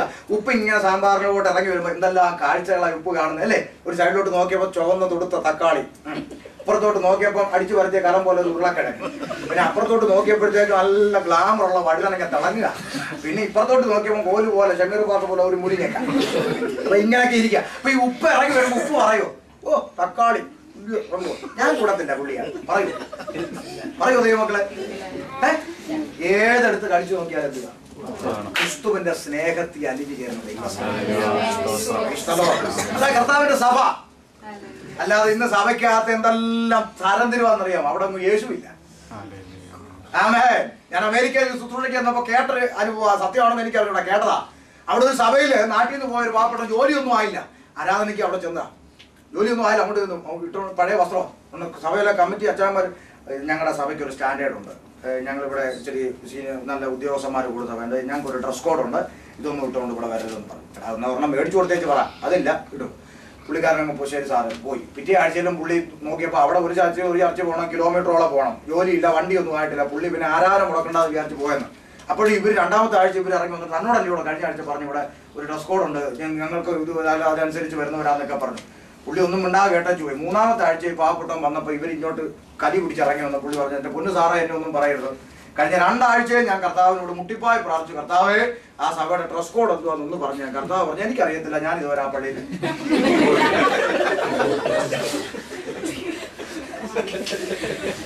പല സഭയിലും കർത്താവില്ല. എല്ലാം കിട്ടിക്കിട്ടാന്ന് അടിച്ചു വരിപ്പിക്കുക. കർത്താവില്ല. അതിന് ബൈബിളിൽ തെളിവുണ്ടോ എന്ന് നിങ്ങൾ ചോദിക്കും. തെളിവുണ്ട്. വെളിപ്പാട് ഞാൻ വാതിക്കൽ നിന്ന് ചിലർ വ്യാഖ്യാനിക്കുന്നതിന്റെ ഹൃദയവാതിൽ കർത്താവ്. ഹൃദയവാതിലൊന്നും അല്ല, സഭയ്ക്ക് പുറത്ത്. സഭയുടെ പുറത്തു നിന്നുണ്ടാ മുട്ടുന്നേ. വാതിൽ തുറന്നാൽ ഞാൻ അകത്തു വരാം. ഇന്ന് പല സഭയിലും യേശു പുറത്തും കമ്മിറ്റി അകത്തുവാ. ആമേ. ശ്രദ്ധിക്കൂ കുഞ്ഞെ. അതുകൊണ്ട് ക്രിസ്തുവിന്റെ സ്നേഹമില്ലെങ്കിൽ കർത്താവിന്റെ സാന്നിധ്യമില്ല. മടങ്ങി വരാം. അപ്പോൾ പഴയ നിയമത്തിൽ നീങ്ങിപ്പോയതുകൊണ്ട് നിവർത്തിയായതുകൊണ്ട് ഉറപ്പിക്കപ്പെട്ടതുകൊണ്ട് നമ്മൾ 3 കാര്യം പഠിച്ചു. സമയം തീർന്നു. അതുകൊണ്ട് കുറിവാക്യത്തിൽ നിന്ന് ഒന്നും ഓടിച്ചു പറഞ്ഞ് അങ്ങ് നിർത്താം. ശ്രദ്ധിച്ചോ. അപ്പോൾ പഴയ നിയമത്തിൽ നിഴലും പുതിയ നിയമത്തിൽ പൊരുളുമാണെങ്കിൽ നമ്മൾ വായിച്ച എസ്തേറിന്റെ പുസ്തകത്തിലും മർമ്മപ്രധാനമായ ചില നിഴലുകൾ ഒളിച്ചിരിക്കുക. അതിന്റെ പൊരുള് കമ്പിവാചകത്തിൽ പറഞ്ഞ് ഞാൻ പ്രാർത്ഥനയ്ക്കായി സമയമെടുക്കാം. ഒന്ന് വായിച്ചാട്ടെ. 2-ാം അധ്യായം 2-ാം വാക്യത്തിൽ കൂടി 2:2 എസ്തേർ 2:2. അപ്പോൾ രാജാവിന്റെ സേവകന്മാരായ ഭൃത്യന്മാർ പറഞ്ഞത് രാജാവിന് വേണ്ടി സൗന്ദര്യമുള്ള യുവതികളായ കന്യകമാരെ അന്വേഷിക്കട്ടെ. രാജാവ് രാജ്യത്തിലെ സകല സംസ്ഥാനങ്ങളിലും ഉദ്യോഗസ്ഥന്മാരെ നിയമിക്കണം. ശ്രദ്ധിച്ച് ഞാൻ വേഗത്തിൽ പറഞ്ഞു പോവുക. ഇവിടുത്തെ ഒരു നിഴലായ സംഭവം എന്താണ്? സംഭവം രാജാവിന് ആരെ വേണം? ഒരു മണവാട്ടിയെ വേണം. അതാണ് സംഭവം. എന്താ ഇതിന്റെ പൊരുള? ഇന്ന് ഞാനും നിങ്ങൾ വിരിക്കുന്ന ഈ പദവിയുടെ പേരെന്താ? മണവാട്ടി. കുഞ്ഞാടിന്റെ കല്യാണം വന്നിരിക്കുന്നവന്റെ കാന്തയും തന്നെത്താൻ ഒരുക്കി. അപ്പൊ ഒരു മണവാട്ടിക്ക് വേണ്ടിയുള്ള തിരഞ്ഞെടുപ്പാണ് അവിടെ നിഴലായി കാണുന്നത്, അല്ലെ? അപ്പൊ ഇന്ന് ഇതിന്റെ പൊരുൾ എന്താ? നമ്മൾ ഇരിക്കുന്ന പദവിയുടെ പേര് മണവാട്ടി, അല്ലെ? അവിടെ ആ മണവാട്ടി പകരക്കാരിയാണെന്നാ പറയുന്നത്. ആർക്ക് പകരം? വസ്തിക്ക് പകരം. നമ്മളും പകരക്കാരല്ലേ? അല്ലേ? ആർക്ക് പകരം? യഹൂദന് പകരം, അല്ലേ? നമ്മളൊക്കെ ആരായിരുന്നു? ജാതികള്. ഈ മണവാട്ടി പദത്തിലേക്ക് വരേണ്ടത് ആരായിരുന്നു? യഹൂദനായിരുന്നു. യഹൂദൻ അവനെ തള്ളിയത് കൊണ്ട് ജാതികളായ നമ്മൾ ഈ പദവിയിലോട്ട് വന്നു, അല്ലേ? ചിലര് പറയും, എന്നാലും നിങ്ങൾക്ക് ഈ ജാതിയും ഒക്കെ ഇങ്ങനെ ഇറങ്ങാൻ പറ്റിയല്ലോ. ഏത്? മുസ്ലിം എന്നല്ലേ? പാർശ്വ ആരാണ്? ഹിന്ദു. ഞങ്ങളൊക്കെ പിന്നെ ജനിച്ചത് എവിടാ? ജനിച്ചതേ ക്രിസ്ത്യാനിയായ ഒരെണ്ണം ഈ ആളിനകത്തില്ല. ഉണ്ടോ? എന്റെ പപ്പ യഹൂദനാന്നുള്ള ആരെങ്കിലും ഉണ്ടോ? കൈപോക്ക്. ഇല്ല. വല്യപ്പച്ചൻ ഇല്ല. മുത്തച്ഛൻ ഇല്ല. മുതുമുത്തച്ഛൻ ഇല്ല. വലിയ കോളറൊന്നും പിടിക്കണ്ട. യഹൂദനല്ലാത്ത സകല എണ്ണത്തെയും തമ്പുരാൻ വിളിച്ചിരിക്കുന്നത് എന്തുവാ? പിന്നെ ഒരു കൂട്ടമുണ്ട് ബൈബിളിൽ, കൃപയാൽ രക്ഷിക്കപ്പെട്ട ദൈവമക്കൾ. അപ്പൊ ഈ ഹോളിനകത്ത് 2-1 ഉള്ളൂ. ഒന്ന് ഈ ജാതി അല്ലെങ്കിൽ ദൈവമക്കൾ. ആരാണ് തന്നെത്താൻ അറിയാലോ കുട്ടേക്ക്. അപ്പൊ ശ്രദ്ധിച്ച് കേട്ടോണം. അപ്പോൾ ജാതികളിൽ നിന്ന് ആമേ എന്ത് ചെയ്തു? പകരക്കാരിയായി തെരഞ്ഞെടുത്തു. അവിടെ വസ്തിയെ തള്ളുവാനുള്ള കാരണം 1-ാം അധ്യായത്തിലുണ്ട്, വിവരിക്കുന്നില്ല. അവൾ രാജാവിന്റെ കൽപ്പനകളെ അനുസരിക്കത്തില്ലായിരുന്നു. എന്തുകൊണ്ട് യഹൂദൻ തള്ളപ്പെട്ടു? അവർ യഹോവയുടെ കൽപ്പനകളെ മറുതലിക്കുമായിരുന്നു. അതുകൊണ്ട് ദൈവം അവരെ വിളിച്ചു മത്സര ഗൃഹമേ. കണ്ടോ? അപ്പൊ പകരക്കാരിയായ മണവാട്ടിയായി ദൈവം നമ്മെ തെരഞ്ഞെടുത്തു. ഈ മണവാട്ടിയെ തെരഞ്ഞെടുക്കാൻ രാജാവ് എന്ത് ചെയ്തു? അവിടെ സകല സ്ഥലത്തും ഉദ്യോഗസ്ഥ വൃന്ദത്തെ നിയമിച്ചു. എന്താ ഇതിന്റെ പൊരുള്? രാജാവിന് വേണ്ടി ഒരു മണവാട്ടി സഭയെ കണ്ടെത്താൻ സകല ദേശം തോറും രാജാവ് നിർത്തിയിരിക്കുന്ന ഉദ്യോഗസ്ഥ ഗണം. അതാണ് ദൈവത്തിന്റെ വേല ചെയ്യുന്നത്. അതെ, അവർക്കൊരു ഉത്തരവാദിത്തമുണ്ട്. രാജാവിന് വേണ്ടി എന്ത് ചെയ്യണം? മണവാട്ടിയെ കണ്ടെത്തണം. സമയമില്ല. നമ്മുടെ വേല അധികം ശക്തമായി ചെയ്യേണ്ടുന്ന കാലം എടുത്തിരിക്കുന്നു. രാജാവ് വരാൻ പോവുകയാണ്. അവന് വേണ്ടി ഒരു മണവാട്ടിയെ ഒരുക്കണം. അതിനായി ഉദ്യോഗസ്ഥന്മാരെ ദൈവം നിയമിച്ചിരിക്കുന്നു. ഈ മണവാട്ടി സഭയ്ക്ക് മിനിമം 3 യോഗ്യത അവിടെ നിഴലായി എഴുതിയിരിക്കുന്നു. വായിച്ചോ. അവർ സൗന്ദര്യമുള്ള യുവതികളായ സകല കന്യകമാരെയും ശേഖരിച്ച്. നിൽക്കട്ടെ, ശ്രദ്ധിച്ചു കേട്ടോണം. അവർ സൗന്ദര്യമുള്ള യുവതികളായ സകല കന്യകമാരെയും ശേഖരിച്ച്. അപ്പൊ മണവാട്ടി സഭയ്ക്ക് മിനിമം 3 യോഗ്യത. നമ്പർ 1 പറ. സൗന്ദര്യം ഉണ്ടായിരിക്കണം. മണവാട്ടി സഭയ്ക്ക് എന്തുണ്ടായിരിക്കണം? സൗന്ദര്യം ഉണ്ടായിരിക്കണം. അതുകൊണ്ട് നാളത്തെ കണ്ണുള്ളിയതും പല്ലുന്തിയതും കറുത്തതും കോങ്കണി ഒന്നും ഇങ്ങോട്ട് വന്നേക്കരുന്നാണോ? ആണോ? അല്ല. വേദപുസ്തകം പറയാൻ സൗന്ദര്യം ഭൗതികമല്ല. വേദപുസ്തകം പറയാൻ സൗന്ദര്യം ആത്മീയ സൗന്ദര്യം. ബൈബിള് പറയാൻ സൗന്ദര്യം 2 ലിറ്റർ പെയിന്റ് ചുണ്ടത്ത് അടിച്ചുകൊണ്ട് നടക്കുന്നൊന്നും അല്ല. വേദപുസ്തകം പറയാൻ സൗന്ദര്യം ഇറങ്ങി പിടിച്ച ഡ്രസ്സ് വിട്ട് സ്കാനിങ് റിപ്പോർട്ട് ഇറങ്ങി നടന്നു പോയാൽ എങ്ങനെ ഇരിക്കും? അതുപോലെ ചിലത് പള്ളിയിൽ ഇതൊന്നുമല്ല വേദപുസ്തകം പറയാൻ സൗന്ദര്യം. ചിലരിങ്ങനെ രക്ഷയെ പോലെ നഖം നീട്ടി വളർത്തി പെയിന്റ് പഠിച്ച് അച്ഛൻ്റെ മുതുകിട്ട് മാന്തി പൊളിക്കുന്ന പരിപാടിയൊന്നും സൗന്ദര്യപ്പെടും. വേദപുസ്തകം പറയാൻ സൗന്ദര്യം എന്താ? 1 യോഗ്യമായ വസ്ത്രധാരണം, 2 ലജ്ജാശീലം, 3 സുബോധത്തിന്റെ ആത്മാവ്, 4 അനുസരിക്കുന്ന മനസ്സ്. ഇതൊക്കെ വിവരിക്കേണ്ടതാ. അങ്ങ് വിടുക. കാരണം ഞങ്ങളൊക്കെ, ഞാനും കാവാലും ഒക്കെ വസ്ത്രത്തെ കുറിച്ച് പറയുന്നൊക്കെ പറഞ്ഞാൽ എല്ലാം നമ്മളെ മണ്ടക്കോട്ട് കയറിക്കൊണ്ടിരിക്കുക. അതുകൊണ്ട് എല്ലാം ഇപ്പൊ അങ്ങ് വിടുക. വേണ്ടുന്നവരങ്ങ് ധരിച്ചു. യോഗ്യത ഉണ്ടായിരിക്കണം. അത്ര അങ്ങ് പറഞ്ഞു വിടുക. ശ്രദ്ധിച്ചു കേട്ടോണം. 1 വസ്ത്രം. അതിനൊക്കെ കൃത്യമായി പഴയ നിയമം കൂടെ ചേർത്ത് പഠിച്ചാൽ വിശുദ്ധ വസ്ത്രാലങ്കാരത്തോടെ യഹോവയുടെ സന്നിധിയിൽ ചെല്ലുമെന്ന പുതിയ നിയമത്തിലും വ്യക്തമായ തെളിവുകളുണ്ട്. കാരണം ആലയത്തിലേക്ക് പോകാം, യഹോവയുടെ ആലയത്തിലേക്ക് പോകാം എന്ന് പറഞ്ഞപ്പോൾ തലചൊറിഞ്ഞെന്നല്ല, പിന്നെ സന്തോഷിച്ചു. പോകുന്നത് എവിടാന്ന് ബോധം വേണം. ഞാൻ കല്യാണത്തിനല്ല പോന്നെ, കാബറയ്ക്കല്ല പോന്നെ, ഗാനമേളയ്ക്കല്ല പോന്നെ, പിന്നെ ലുലുമാളിലല്ല പോന്നെ എന്ന് ബോധം വേണം. ദൈവത്തിന്റെ സന്നിധി വരുമ്പോൾ അത്ര മാത്രം പറഞ്ഞങ്ങ് വിടാം. ദൈവത്തെ ആരാധിക്കാൻ പോകുന്നവർക്ക് ബോധം ഉണ്ടായിരിക്കണം. ആമേ, നാം എവിടെയാ പോകുന്നത്, ആരുടെ സന്നിധിയിലാണ് ഇരിക്കുന്നത്. അതാണ് യോഗ്യമായ വസ്ത്രം. 2 ലജ്ജാശീലം. എന്താ ലജ്ജാശീലം? ആമേ, ഈ ലോകത്തിൽപ്പെട്ട ചിലത് കാണുമ്പോൾ വേർപെട്ടവന് ലജ്ജ തോന്നണം, അയ്യേന്ന് തോന്നണം. അവനാണ് ദൈവവൈതൻ. അതിലെ പിതാക്കന്മാർ വിളിച്ചൊരു പേരാണ്, മറുപേരാണ് വേർപാട്. വേർപാട്. വീണ്ടെടുക്കപ്പെട്ട ദൈവമക്കൾക്ക് ലോകത്തിൽ നിന്നൊരു വേർപാടുണ്ട്. ഇന്ന് വേർപാടെന്ന വാക്ക് കണി കാണാൻ പോലും ഇല്ല. Praise the Lord. വേർപാടിന് വേദപുസ്തകത്തിൽ കൃത്യമായ തെളിവുണ്ട്. ഇന്നത്തെ തലമുറയ്ക്ക് അത് അറിയത്തില്ല. ഞാൻ അമേരിക്കയിൽ സൂറയിൽ ഫിലദൽഫിയയിൽ യോഗം കഴിഞ്ഞ് എന്നെ വേറൊരു സ്ഥലത്ത് കൊണ്ടുവിടാൻ ഒരു പാസ്റ്റർ മോനോട് പറഞ്ഞു, മോനെ പാസ്റ്ററിനെ കൊണ്ട് ഇന്നടുത്ത് വിടാൻ പറഞ്ഞു. ഇവൻ വന്നോട്ടെ എന്ന് പറഞ്ഞു. ഇവൻ വന്ന് വണ്ടിയൊക്കെ എടുത്തും കൊണ്ട് കയറിയപ്പോഴത്തേക്ക് ഞാൻ ഇവനെ ഇങ്ങനെ നോക്കുക. കാര്യം ഇവൻ ഇങ്ങനെ ചവച്ചിരിക്കുക. നോക്കിയാൽ മുട്ടനാടിന്റെ താടി പോലൊരു കഷ്ണം ചുണ്ടത്ത്, ദോശക്കല്ലേ മാവ് വരത്തിയ പോലെ ഉച്ചയടിച്ചിട്ട് മുടി. പിന്നെ ഇവൻ ഇങ്ങനെ കാതിലൊരു കടുക്കനും ഒക്കെ ഇട്ട് അവിടെ ഇവിടെ പാലൊക്കെ കീറി വെച്ചേക്കുന്നു. അത് കണ്ടിട്ട് ഇവ ഇങ്ങനെ ചവച്ചുകൊണ്ട് ഇവനിങ്ങനെ ഓടിക്കുകയാണ്. എനിക്ക് കൗതുകം തോന്നി. ഞാനിങ്ങനെ നോക്കിയിട്ട് ഇവിടെ നിന്റെ അപ്പനൊരു ഉപദേശമല്ലേ ഇവിടെ മോനെ എന്ന് ചോദിച്ചു. ഞാൻ പറഞ്ഞു മോനെ, എടാ നിനക്ക് വേർപാടെന്ന് പറഞ്ഞാലോ? വേർപാട് ഐ ഡോണ്ട് നോ. ഞാൻ പറഞ്ഞു സെപ്പറേഷൻ. ഞാൻ ആ വണ്ടിയിൽ ഇരുന്നുകൊണ്ട് അവനോട് വേർപാടെന്ന വിഷയത്തെ കുറിച്ച് എനിക്കറിയാവുന്ന പോലെ വാക്യങ്ങളൊക്കെ എടുത്ത് ഞാൻ അവനെ പറഞ്ഞു കൊടുത്തു. ദൈവമക്കളെ അഭിമാനത്തോടെ പറയാം. 1 മാസം കഴിഞ്ഞ് ന്യൂയോർക്കിൽ ഇരിക്കുമ്പോൾ അവന് എൻ്റെ ഫേസ്ബുക്ക് ഇൻബോക്സിനകത്തേക്ക് അവനൊരു നല്ല ഫോട്ടോ ഇട്ട് തട്ടി വെച്ചു. എങ്ങനെ ഉണ്ടെന്ന് ഞാൻ പറഞ്ഞു, കൊള്ളാം. ഞാൻ നന്നായിരുന്നു. നല്ല മനോഹരമായി. അന്നേരം എനിക്കൊരു കാര്യം മനസ്സിലായി. കുഴപ്പം പിള്ളേരുടെ അല്ല, കുഴപ്പം നമ്മുടെയാണ്. കുഴപ്പം നമ്മുടെയാ. കാരണം വേർപാട് എന്താന്ന് തലമുറയ്ക്ക് അറിയത്തില്ല. അവരെ അത് പഠിപ്പിച്ചിട്ടില്ല. കാരണം സഭയ്ക്കകത്ത് അവര് കാണുന്ന മൊത്തം എന്തുവാ, പഠിച്ചോ പറഞ്ഞിങ്ങനെ പിമ്പിരി കയറ്റി ആത്മാവ് കയറുമ്പോ കസേര എടുത്തടിക്കുന്നു, ഡെസ്കേ കയറുന്നു, ജനലെ പിടിച്ചു പോകുന്നു. ഇതൊക്കെയാ ഇവര് കാണുന്നത്. അതിനും അപ്പുറത്ത് ദൈവമക്കൾക്ക് ഒരു വേർപാടുണ്ട്. ലോകത്തിൽ നിന്നൊരു വേർപാടുണ്ട്. അതിന്റെ ഏറ്റവും നല്ല മർമ്മപ്രധാനമായ ഒരു പോയിന്റ് കൊരിന്ത്യ ലേഖനത്തിൽ പൗലോസ് ഉപയോഗിക്കുന്നുണ്ട് കൊരിന്ത്യ സഭയോട്. 1 കൊരിന്ത്യർ 8:9 ഒന്ന് വായിച്ചു കൊടുത്തേ. 1 കൊരിന്ത്യർ 8:9 ഇത് വായിക്കണം. കാരണം ഈ അടുത്ത കാലത്ത് നടന്ന സംഭവങ്ങളുമായിട്ട് ബന്ധമുള്ള ഒരു കാര്യമാണ്. വിവരിച്ച് ആരെയും പറഞ്ഞ് വിഷമിപ്പിക്കുന്നില്ല, അതുകൊണ്ട് പറയാം. വായിച്ചോ. 1 കൊരിന്ത്യർ 8:9. എന്നാൽ നിങ്ങളുടെ ഈ സ്വാതന്ത്ര്യം, നിങ്ങളുടെ സ്വാതന്ത്ര്യം ബലഹീനന്മാർക്ക് യാതൊരു വിധത്തിലും തടങ്കലായി വരാതിരിക്കാൻ നോക്കുവിൻ. അറിവുള്ളവനായ നീ ക്ഷേത്രത്തിൽ ഭക്ഷണത്തിനിരിക്കുന്നത് ഒരുത്തൻ കണ്ടാൽ ബലഹീനനെങ്കിൽ അവന്റെ മനസാക്ഷി വിഗ്രഹാർപ്പിതങ്ങളെ തിന്നുവാൻ തക്കവണ്ണം ഉറക്കയില്ലയോ? ആർക്കു വേണ്ടി ക്രിസ്തു മരിച്ചോ? ആ ബലഹീന സഹോദരൻ ഇങ്ങനെ നിന്റെ അറിവിനാൽ നശിച്ചു പോകുന്നു. ഇങ്ങനെ സഹോദരന്മാരുടെ നേരെ പാപം ചെയ്ത് അവരുടെ ബലഹീന മനസാക്ഷിയെ ദണ്ഡിപ്പിക്കുമ്പോൾ നിങ്ങൾ ക്രിസ്തുവിനോട് പാപം ചെയ്യുന്നു.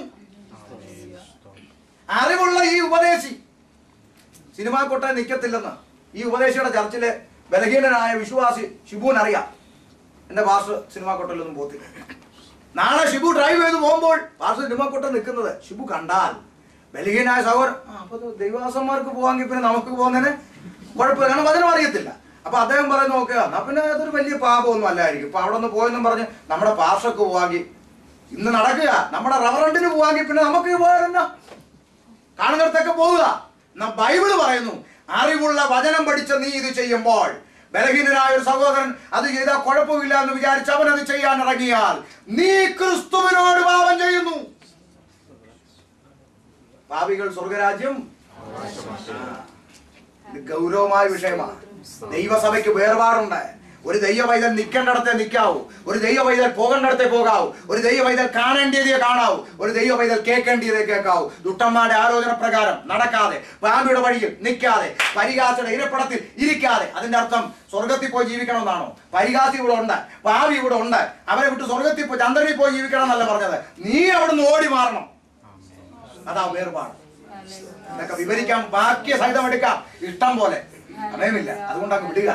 ശ്രദ്ധിച്ചു കേട്ടോണം. നിങ്ങൾ ദൈവവചനം പഠിക്കണം, ബൈബിൾ ക്ലാസ്സുകൾ ഉണ്ടാകണം, വചനം ഇനിയും പഠിക്കാൻ. നിങ്ങൾക്കറിയാമോ, 7 വർഷം മദ്രസ ഖുറാൻ പഠിച്ച അറിവ് എനിക്ക്. ഞാനിവിടെ കുറിപ്പ്, തുണ്ട്, നോട്ടൊന്നും കൊണ്ടുവന്നിട്ടില്ല. ഇവിടെ നിൽക്കുക, ഇനി എത്ര മണിക്കൂർ നിന്നാലും ഇത് വന്നുകൊണ്ടിരിക്കും. കാരണം ഇത് പഠിക്കാൻ ഒരു ആവേശം കാണിച്ചത്. ഇപ്പോഴും പഠിച്ചുകൊണ്ടിരിക്കുക, എങ്ങും എത്തിയിട്ടില്ല. ആവേശത്തോടെ വായിക്കുക. ഇതൊരു ത്രില്ലായിട്ട്, ഒരു ആവേശമായിട്ട് ദൈവവചനം പഠിക്കാൻ ശീലിക്കണം. ഒരിക്കലും വിശ്വാസ ജീവിതത്തിൽ നിന്ന് നിങ്ങളെ തള്ളിയിടാൻ പിശാചിനൊക്കത്തില്ല. ദൈവവചനം അകത്തുണ്ടെങ്കിൽ. ആമേൻ. അതുകൊണ്ട് ഞാൻ പറയാം, ഒന്ന് സൗന്ദര്യം ഉണ്ടായിരിക്കണം, ലജ്ജാശീലം, വേർപാട്, സുബോധത്തിന്റെ ആത്മാവ്. നൃത്തം ചെയ്ത് ആരാധിക്കുന്നത് തെറ്റാണോ? തെറ്റല്ല. നമ്മളെ വിടുവിച്ച കർത്താവിന് നൃത്തം ചെയ്ത് തന്നെ ആരാധിക്കണമെന്ന് കുറ്റക്കാരനാണ് ഞാൻ. പക്ഷെ തലയിലെ സ്കാർഫ് താഴോട്ട് വീണാൽ അതറിയുന്ന ആത്മാവായിരിക്കണം, സുബോധത്തിന്റെ ആത്മാവ്. ചിലതൊക്കെ ചെല്ലുമ്പോ അങ്ങ് സ്കാർഫും പോയി സാരിയും പോയി, എന്നിട്ടും നൃത്തം ഭൂതമാക്കാം. കേൾക്കുന്നുണ്ടോ? സുബോധമില്ല. ആദ്യം വചനം ഉണ്ടായാലും വചനം ദൈവത്തോടുകൂടിയാലും വചനം ദൈവമായ വചനത്തെ നിലത്തിട്ടിട്ട് ചവിട്ടി ചവിട്ടി ചവിട്ടി ചവിട്ടി മൂലെ കൊണ്ടാക്കിയിട്ട് ഇവർ ആത്മാവിലാവും. ഏത് ആത്മാവാന്ന് മാത്രം ചോദിക്കാം. തിരുവചനത്തെ ചവിട്ടി തെറിക്കുന്ന ആത്മാവ്, സുബോധത്തിന്റെ ആത്മാവ് ഉണ്ടായിരിക്കണം. 4 അനുസരിക്കുന്ന മനസ്സ് എന്ന് പറഞ്ഞാൽ യോഗം കഴിയും. എന്നാ പ്രസംഗം പറഞ്ഞു കൊള്ളാം, നെല്ലി പിടിക്കാം, ഇങ്ങനെയൊക്കെ പറയാനും ആള് വേണ്ടേ, ആരെങ്കിലും ഒക്കെ പറയണം. ഇങ്ങനെ മാർക്കിട്ട് പോകാനല്ല, കേട്ട പ്രകാരം എന്റെ മാറ്റം വരുത്തണം. ഇനി അങ്ങനെ പാടില്ല. എന്റെ ഗൗരവം എപ്പോഴാ മനസ്സിലായത്? ദൈവവചനം അങ്ങനെ പറഞ്ഞു, എനിക്ക് നിശ്ചിത പ്രാപിക്കണം, എല്ലാത്തിലും ഒരു തീരുമാനം എടുക്കണം. ആമേൻ. ദൈവഹിതമല്ലാത്ത എന്റെ ജീവിതത്തിൽ വേണ്ട, എനിക്കൊരു വേർപാടുണ്ട്.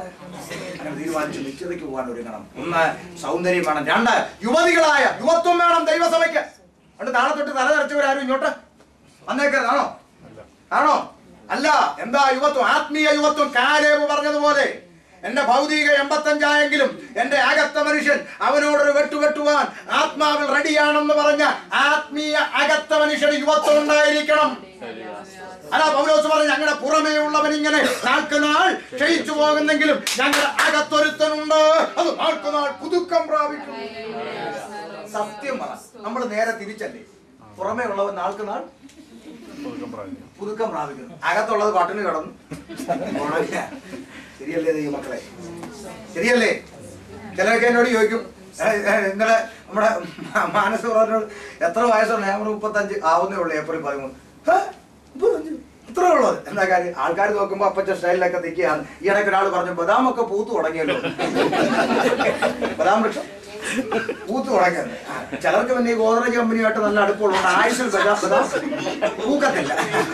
അപ്പൊ അതുകൊണ്ട് അപ്പൊ ശ്രദ്ധിച്ചേ, പുറമേ ഉള്ളതല്ല വിഷയം. പുറമേ ഉള്ളത് നാൾക്ക് നാൾ ക്ഷയിച്ചു പോകുന്നെങ്കിൽ അകത്തുള്ളതിനൊരു ആത്മീയ യുവത്വം ഉണ്ടായിരിക്കണം. അത് പറയുമ്പോഴെല്ലാം എനിക്ക് ഓർമ്മ ഒരു സംഭവമാണ്. വള്ളികുന്നം, നാട്ടിൽ ഓച്ചിറക്കടുത്ത് വള്ളികുന്നം AG സഭയുടെ ഉപവാസ പ്രാർത്ഥനയ്ക്ക്. AG നിങ്ങൾ ചോദിച്ചാൽ പറയും ഈ സംഭവം. ഉപവാസ പ്രാർത്ഥന വീട്ടിൽ പകൽ സെക്ഷൻ കഴിഞ്ഞു, വിശ്രമിക്കാൻ ആഹാരം കഴിച്ച് റൂമിൽ കയറി കിടക്കാൻ നേരം കഥവിലൊരു മുട്ട. ഞാൻ ഭാഷ ഉറങ്ങിയോ? ഞാൻ പറഞ്ഞു ഇല്ല, വന്നാട്ടെ. തുറന്നപ്പം 4 അപ്പച്ചന്മാര് ഉണക്കച്ചുള്ളി പോലെ നിൽക്കുക. ഇങ്ങോട്ട് ഉറങ്ങിയോ? ഞാൻ ഇല്ല അപ്പച്ച ഇരുന്നാട്ടെ എന്ന് പറഞ്ഞു. അല്ല പാസ്റ്റർ പകല് പ്രസംഗിച്ചപ്പോ പറഞ്ഞല്ലോ പരസ്യവും ഒക്കെ ചെയ്യുവാന്ന്.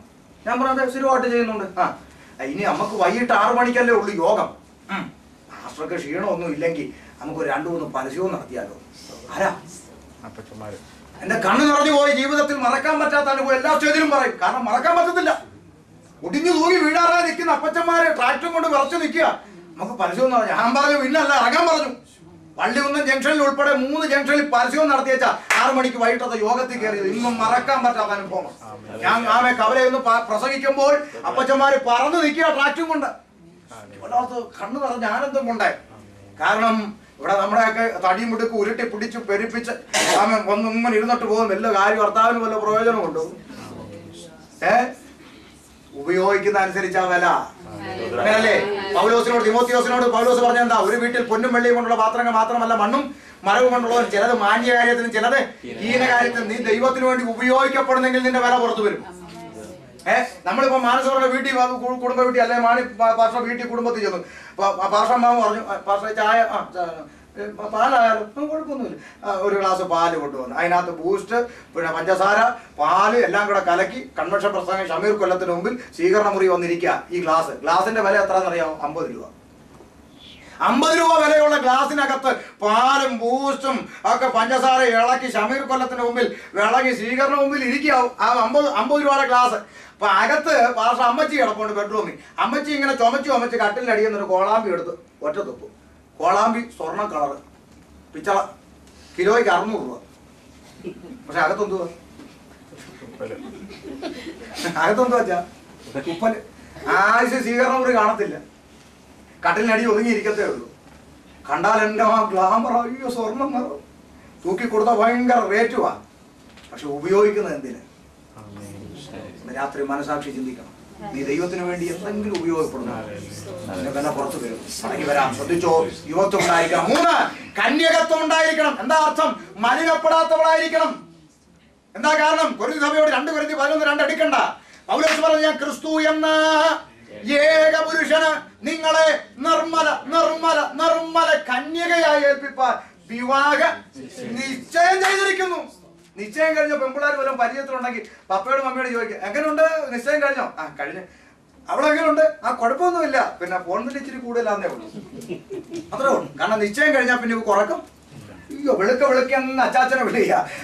വിളിച്ചില്ലേ പിന്നെ പുള്ളിക്കും പരാതിയാ, എന്നാ മോളെ വിളിക്കാനെന്നൊക്കെ. കല്യാണം കഴിഞ്ഞാൽ ഈ പാവം പെണ്ണ് ഇതുപോലെ തന്നെ വിളിക്കൊണ്ടിരിക്കുക. എവിടെ എത്തി? അങ്ങോട്ട് പരിപാടി. എവിടെ എത്തിയെന്ന് വന്നോണ്ടിരിക്കുവാന്ന്. പിന്നെ എവിടെ എത്തി? അങ്ങോട്ടല്ലേ വരുന്നത്. കൂടെ എവിടെ എത്തി? മറ്റേത് വിളിച്ചില്ലായിരുന്നു. പക്ഷെ ഇപ്പൊ വിളിക്കുന്നതാണ്. അങ്ങനല്ലേ? അപ്പൊ ശ്രദ്ധിച്ചേ. അപ്പൊ നിശ്ചയം കഴിഞ്ഞു കഴിഞ്ഞാൽ ഇവക്ക് ആരോടെ ഉള്ളു സംസാരിക്കാൻ? ഇന്ന് ഇവിടെ മുമ്പ് ഇവിടെ മമ്മൂട്ടി പോയാലും മോഹൻലാൽ പോലും ഇവക്ക് വിഷയമല്ല. കാരണം അവക്ക് വേണ്ടി നിശ്ചയിക്കപ്പെട്ട ഒരു അച്ചാച്ചനുണ്ട്. പപ്പയും അമ്മയും ഒന്നും പറയത്തില്ല. കാരണം അവൾ കണ്ടവനെ അല്ല വിളിക്കുന്നത്. അവൾക്ക് വേണ്ടി നിശ്ചയിക്കപ്പെട്ട ക്രിസ്തു എന്ന ഏക പുരുഷന് വേണ്ടി നിർമ്മലകന്യായി നിശ്ചയം ചെയ്യപ്പെട്ട മണവാട്ടി സഭയ്ക്ക് ഇനി ഒന്നേ ഉള്ളൂ, സംസാരിക്കാൻ ആ മണവാളനെ ഉള്ളൂ. ഇനി എത്രയും പെട്ടെന്ന് അവനെ ഒന്ന് കാണുക എന്നേ ഉള്ളൂ. വലിയ വാഞ്ചയോടെ കർത്താവിന്റെ മുഖം കാണാൻ കാത്തിരിക്കുന്ന നിർമ്മല കന്യകയാ മണവാട്ടി. അവൾ ലോകത്തോടു കൂടെ മലിനപ്പെടാത്ത മണവാട്ടി. ഞാൻ വാക്കുകൾ അവസാനിപ്പിക്കട്ടെ. 3 യോഗ്യതയുള്ള മണവാട്ടി. അപ്പൊ ഈ 3 യോഗ്യത ഉണ്ടെങ്കിൽ നേരെ രാജാവിന്റെ അടുത്തോട്ടങ്ങ് എടുക്കുവോ പാസ്റ്റേ? എവിടാ? പിന്നെ ഒരു കടമ്പയും കൂടെ ഉണ്ട്. അതെന്തുവാ? 3 യോഗ്യതയുള്ളവരെ കണ്ടെത്തി കാര്യസ്ഥനാകുന്ന ഏകായുടെ വിചാരണയിൽ ശുദ്ധീകരണത്തിനേൽപ്പിക്കണം. അങ്ങനെയുണ്ടോ? അവിടുത്തെ നിഴലായ കാര്യസ്ഥൻ ഏകായി എങ്കിൽ ഇന്ന് പൊരുളായ ഒരു കാര്യസ്ഥന്റെ കയ്യിലാണ് മണവാട്ടി സഭ കിടക്കുന്നത്. ആരാ കാര്യസ്ഥൻ? പരിശുദ്ധാത്മാവ്. പരിശുദ്ധാത്മാവെന്ന കാര്യസ്ഥന്റെ കയ്യിൽ മണവാട്ടി ഇട്ടിരിക്കുന്നത് എന്തിനാന്നാ? അവിടെ എഴുതിയിട്ടുണ്ട്, ശുദ്ധീകരണത്തിന്. മനസ്സിലായോ? ദൈവവചനം നമ്മോട് സംസാരിച്ച് വചനം കൊണ്ട് നമ്മെ പ്യൂരിഫൈ ചെയ്ത് കറ ചുളുക്കം വാട്ടം മാലിന്യം ഒന്നുമില്ലാത്ത ഒരു നിർമ്മല കന്യകയാക്കി വേണം രാജാവിന്റെ അടുക്കലേക്ക് കൊണ്ടുപോകാൻ. അതിന് പരിശുദ്ധാത്മ നമ്മളെ ശുദ്ധീകരിക്കുക ദൈവമക്കളെ വചനത്തിലൂടെ. ശുദ്ധീകരണം എന്ന് പറഞ്ഞാൽ എന്റെ കയ്യിൽ ഇച്ചിരി അഴുക്ക് പറ്റി, ഇച്ചിരി പൗഡർ എടുത്തിട്ടു, ഇച്ചിരി ക്രീമും വാരി പുരട്ടി അതിന്റെ പുറത്ത് സ്പ്രേയും അടിച്ചു തട്ടിപ്പൊത്തി, അതാണോ ശുദ്ധീകരണം? അല്ല, കഴുകി വൃത്തിയാക്കാൻ ശുദ്ധീകരണം. പക്ഷെ ഇന്ന് ഈ തട്ടിപ്പൊത്താ നടക്കുന്നത്. ആർക്കും ശുദ്ധീകരണമില്ല. തട്ടിപ്പൊത്ത് ശരിയല്ലേ? തലേന്ന് രാത്രി മറിയാമ്മ കറിയാച്ചനോട് വീട്ടിൽ കിടന്ന് ഉഗ്രൻ അടി മൂത്തപ്പം മറിയാമ്മ ബൈബിൾ എടുത്തിട്ട് പറഞ്ഞു, എന്നെ കാലമാണ് അപ്പോഴുന്നു, എനിക്ക് പ്രാർത്ഥിക്കണമെന്ന് പറഞ്ഞ് എന്നെ ശല്യപ്പെടുത്തലും പറഞ്ഞ് ബൈബിൾ കൊടുത്തുകൊണ്ട് കഥ കുറിച്ച് ഒറ്റയാണ്. ഭർത്താവിനെ കാലമാണെന്ന് വിളിച്ചിട്ടാ പ്രാർത്ഥിക്കാൻ കയറി. ഏത് യേശുവായത് കേൾക്കുന്നതെന്ന് എനിക്കിന്ന് വരെ അറിയത്തില്ല. അങ്ങനെ കയറി. പിറ്റേന്ന് രാവിലെ മറിയാമ്മ പള്ളി വന്നിരുന്നു. എന്നാ അന്യഭാഷയാണെന്നറിയാമോ? അപ്പോഴോട്ട് സഭയില് പാസ്റ്റർ പറഞ്ഞു, ഇന്ന് വന്നിരിക്കുന്ന ഗസ്റ്റ് കാലഘട്ടത്തിന്റെ പ്രവാചകനാണ്. ഉടനെ മറിയാമ്മയുടെ ചങ്കിടിക്കാൻ തുടങ്ങി. എന്താ കാരണം? ഇന്നലെ കാലാന്ന് വിളിച്ചെല്ലാം ഇപ്പൊ പറയും. എല്ലാരെയും മുമ്പിൽ ഭയങ്കര അന്യഭാഷക്കാരിയായിട്ടിരിക്കും. അയ്യോ, ഇന്നത്തോടെ പൊളി. പ്രവാചകൻ എഴുന്നേറ്റു. ചിലത് വെളിപ്പെട്ടിട്ടുണ്ട്. ഉടനെ മറിയാമ പറഞ്ഞു, കർത്താവേ എൻ്റെ അടുത്ത് വരല്ലേ എന്ന് പ്രാർത്ഥിച്ചോണ്ടിരിക്കുക. പ്രവാചകൻ ആരെടുത്ത് വന്നു, തലയിലോട്ട് കൈയും വെച്ചു. മകളെ, നിന്റെ കണ്ണുനീരും നിന്റെ പ്രാർത്ഥനയും എന്റെ ആത്മാവ് കണ്ടിരിക്കും. ഞാൻ നിന്നെ അനുഗ്രഹിച്ചു മാനിക്കാൻ പോവാ. ഈ ഉപവാസം പോലും നിനക്ക് വേണ്ടി വെച്ചാണ് ആത്മാവ് സംസാരിക്കും. അടിയാണ് ശ്രദ്ധിച്ചോണേ. ഇത് കേട്ട മറിയാമ്മയുടെ ഹൃദയത്തിൽ ന്യായമായ ഒരു ചിന്ത വന്നു. അപ്പൊ കാലാന്ന് വിളിക്കുന്ന ഒരു തെറ്റാണെങ്കിൽ ഇത്രയും പേര് ഇവിടെ ഇരുന്ന കൂട്ടത്തിൽ പരിശുദ്ധാത്മാവ് എന്നോട് മാത്രം സംസാരിക്കൂ? അപ്പൊ ദൈവം എന്നെ എത്ര സ്നേഹിക്കുന്ന നോക്കിയേ. ഒന്നാളെ തൊട്ട് കാലാന്നൊക്കെ വിളിക്കാം. ഇതാണോ അച്ഛാ പരിശുദ്ധാത്മാവ്?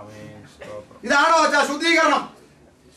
ആത്മാവ് ദൂത് പറയത്തില്ലേ? പറയും. എങ്ങനെ പറയും? മകളെ, നിന്റെ കണ്ണുനീരും നിന്റെ ആത്മാവ് കരച്ചിലും എല്ലാം ദൈവത്തിന് പ്രസാദമാണ്. പക്ഷേ നിന്റെ നാക്കിന് നീ കടിഞ്ഞാണിട്ടില്ലെങ്കിൽ തമ്പുരാൻ നിന്നെ അടിച്ചെടുത്ത് ദൂരെ കളയെന്ന് പറഞ്ഞാൽ അവനാണ് ദൈവത്താൽ അയക്കപ്പെട്ട പ്രവാചകൻ. കേൾക്കുന്ന അവൾ നെടുമ്പാട് വീഴും, ശുദ്ധീകരണത്തിലേക്ക് വരും, അവളെ ദൈവം അനുഗ്രഹിക്കാനുള്ള. പക്ഷെ ഇത് പറയുന്നവരെ ആരെയും നമുക്ക് വേണ്ട, കുറവ് പറയുന്നവരെ നമുക്ക് ഇഷ്ടമല്ല. പകരം നമുക്ക് ഇക്കിളിപ്പെടുത്തുന്നവരണം. ഇന്ന് രാത്രി തിരിച്ചറിഞ്ഞോ, നിനക്ക് ഇക്കിളിപ്പെടുത്തുന്ന ദൂത് പറഞ്ഞ് നിന്റെ പോക്കറ്റിൽ ഇരിക്കുന്ന 500 എന്റെ പോക്കറ്റിലാക്കുന്നവനല്ല പ്രവാചകൻ. മറിച്ച് നിന്റെ അകൃത്യം വിളിച്ചു പറഞ്ഞു, നിന്റെ ബലഹീനതകളെ വിളിച്ചു പറഞ്ഞു, നിന്റെ കുറവുകളെ വിളിച്ചു പറഞ്ഞു. കാഹളനാദത്തിൽ എടുക്കപ്പെടുവാൻ തടസ്സമായി നിന്റെ ജീവിതത്തിൽ ഒളിഞ്ഞു മറിഞ്ഞിരിക്കുന്ന സകല കുറവശങ്ങളെ ബോധ്യപ്പെടുത്തി നിന്നെ നിത്യതയോട് അടുപ്പിക്കുന്നതാണ് ശുദ്ധീകരണം. അങ്ങനെ നോക്ക്, ശുദ്ധീകരിച്ച് രാജാവിന്റെ സന്നിധി നിൽക്കാൻ മുറ വന്നപ്പോൾ അവിടെ എഴുതിയിരിക്കുന്നു, വീട്ടിൽ പോയി വായിക്കണം, അവിടെ എഴുതിയിരിക്കുന്നു, ഏകായി എസ്തേറിനെ കൊണ്ട് രാജാവിന്റെ മുമ്പിൽ നിർത്തി. ഇതിന് സംഭവിക്കാൻ പോവുക. കാഹളനാദം മുടങ്ങുമ്പോൾ കാര്യസ്ഥനാകുന്ന പരിശുദ്ധാത്മാവ് സഭയാകുന്ന മണവാട്ടിയെ കൊണ്ട് രാജാവിന്റെ മുമ്പിൽ നിർത്തും. അവിടെ എഴുതിയിരിക്കുന്നു, രാജാവ് അവളിൽ പ്രസാദിച്ചിട്ട് അവളുടെ തലമേൽ കിരീടം വെച്ചു കൊടുത്തു. ഇതിന് സംഭവിക്കാൻ പോകുന്നു. കാഹളനാദത്തിങ്കൽ പരിശുദ്ധാത്മാവെന്ന കാര്യസ്ഥൻ സഭയാകുന്ന മണവാട്ടിയെ കൊണ്ട് മധ്യാകാശത്തിലേക്ക് ചെല്ലുമ്പോൾ കർത്താവ് നമ്മുടെ മേൽ കിരീടങ്ങളെ പ്രാപിച്ചു തരുന്ന മഹത്വപരമായ ദിവസം വാനമേഘത്തിൽ അടുത്തിരിക്കുന്നു. അതുകൊണ്ട് സൗന്ദര്യമുള്ള യുവത്വമുള്ള കർത്താവിന് വേണ്ടി എന്തും ഏതുമായി തീരുന്ന ഒരു ആത്മീയ യുവത്വമുള്ള, ലോകത്തോടുകൂടെ മലിനപ്പെടാതെ, ലോകമാലിന്യങ്ങളിൽ പെടാതെ വേർപാട് പാലിച്ച് കാഹളനാദത്തിനായി കാതോർക്കുന്ന വിശുദ്ധ മണവാട്ടി സഭയായി കർത്താവിന്റെ വരവിനായി നമുക്ക് ഒരുങ്ങുവാൻ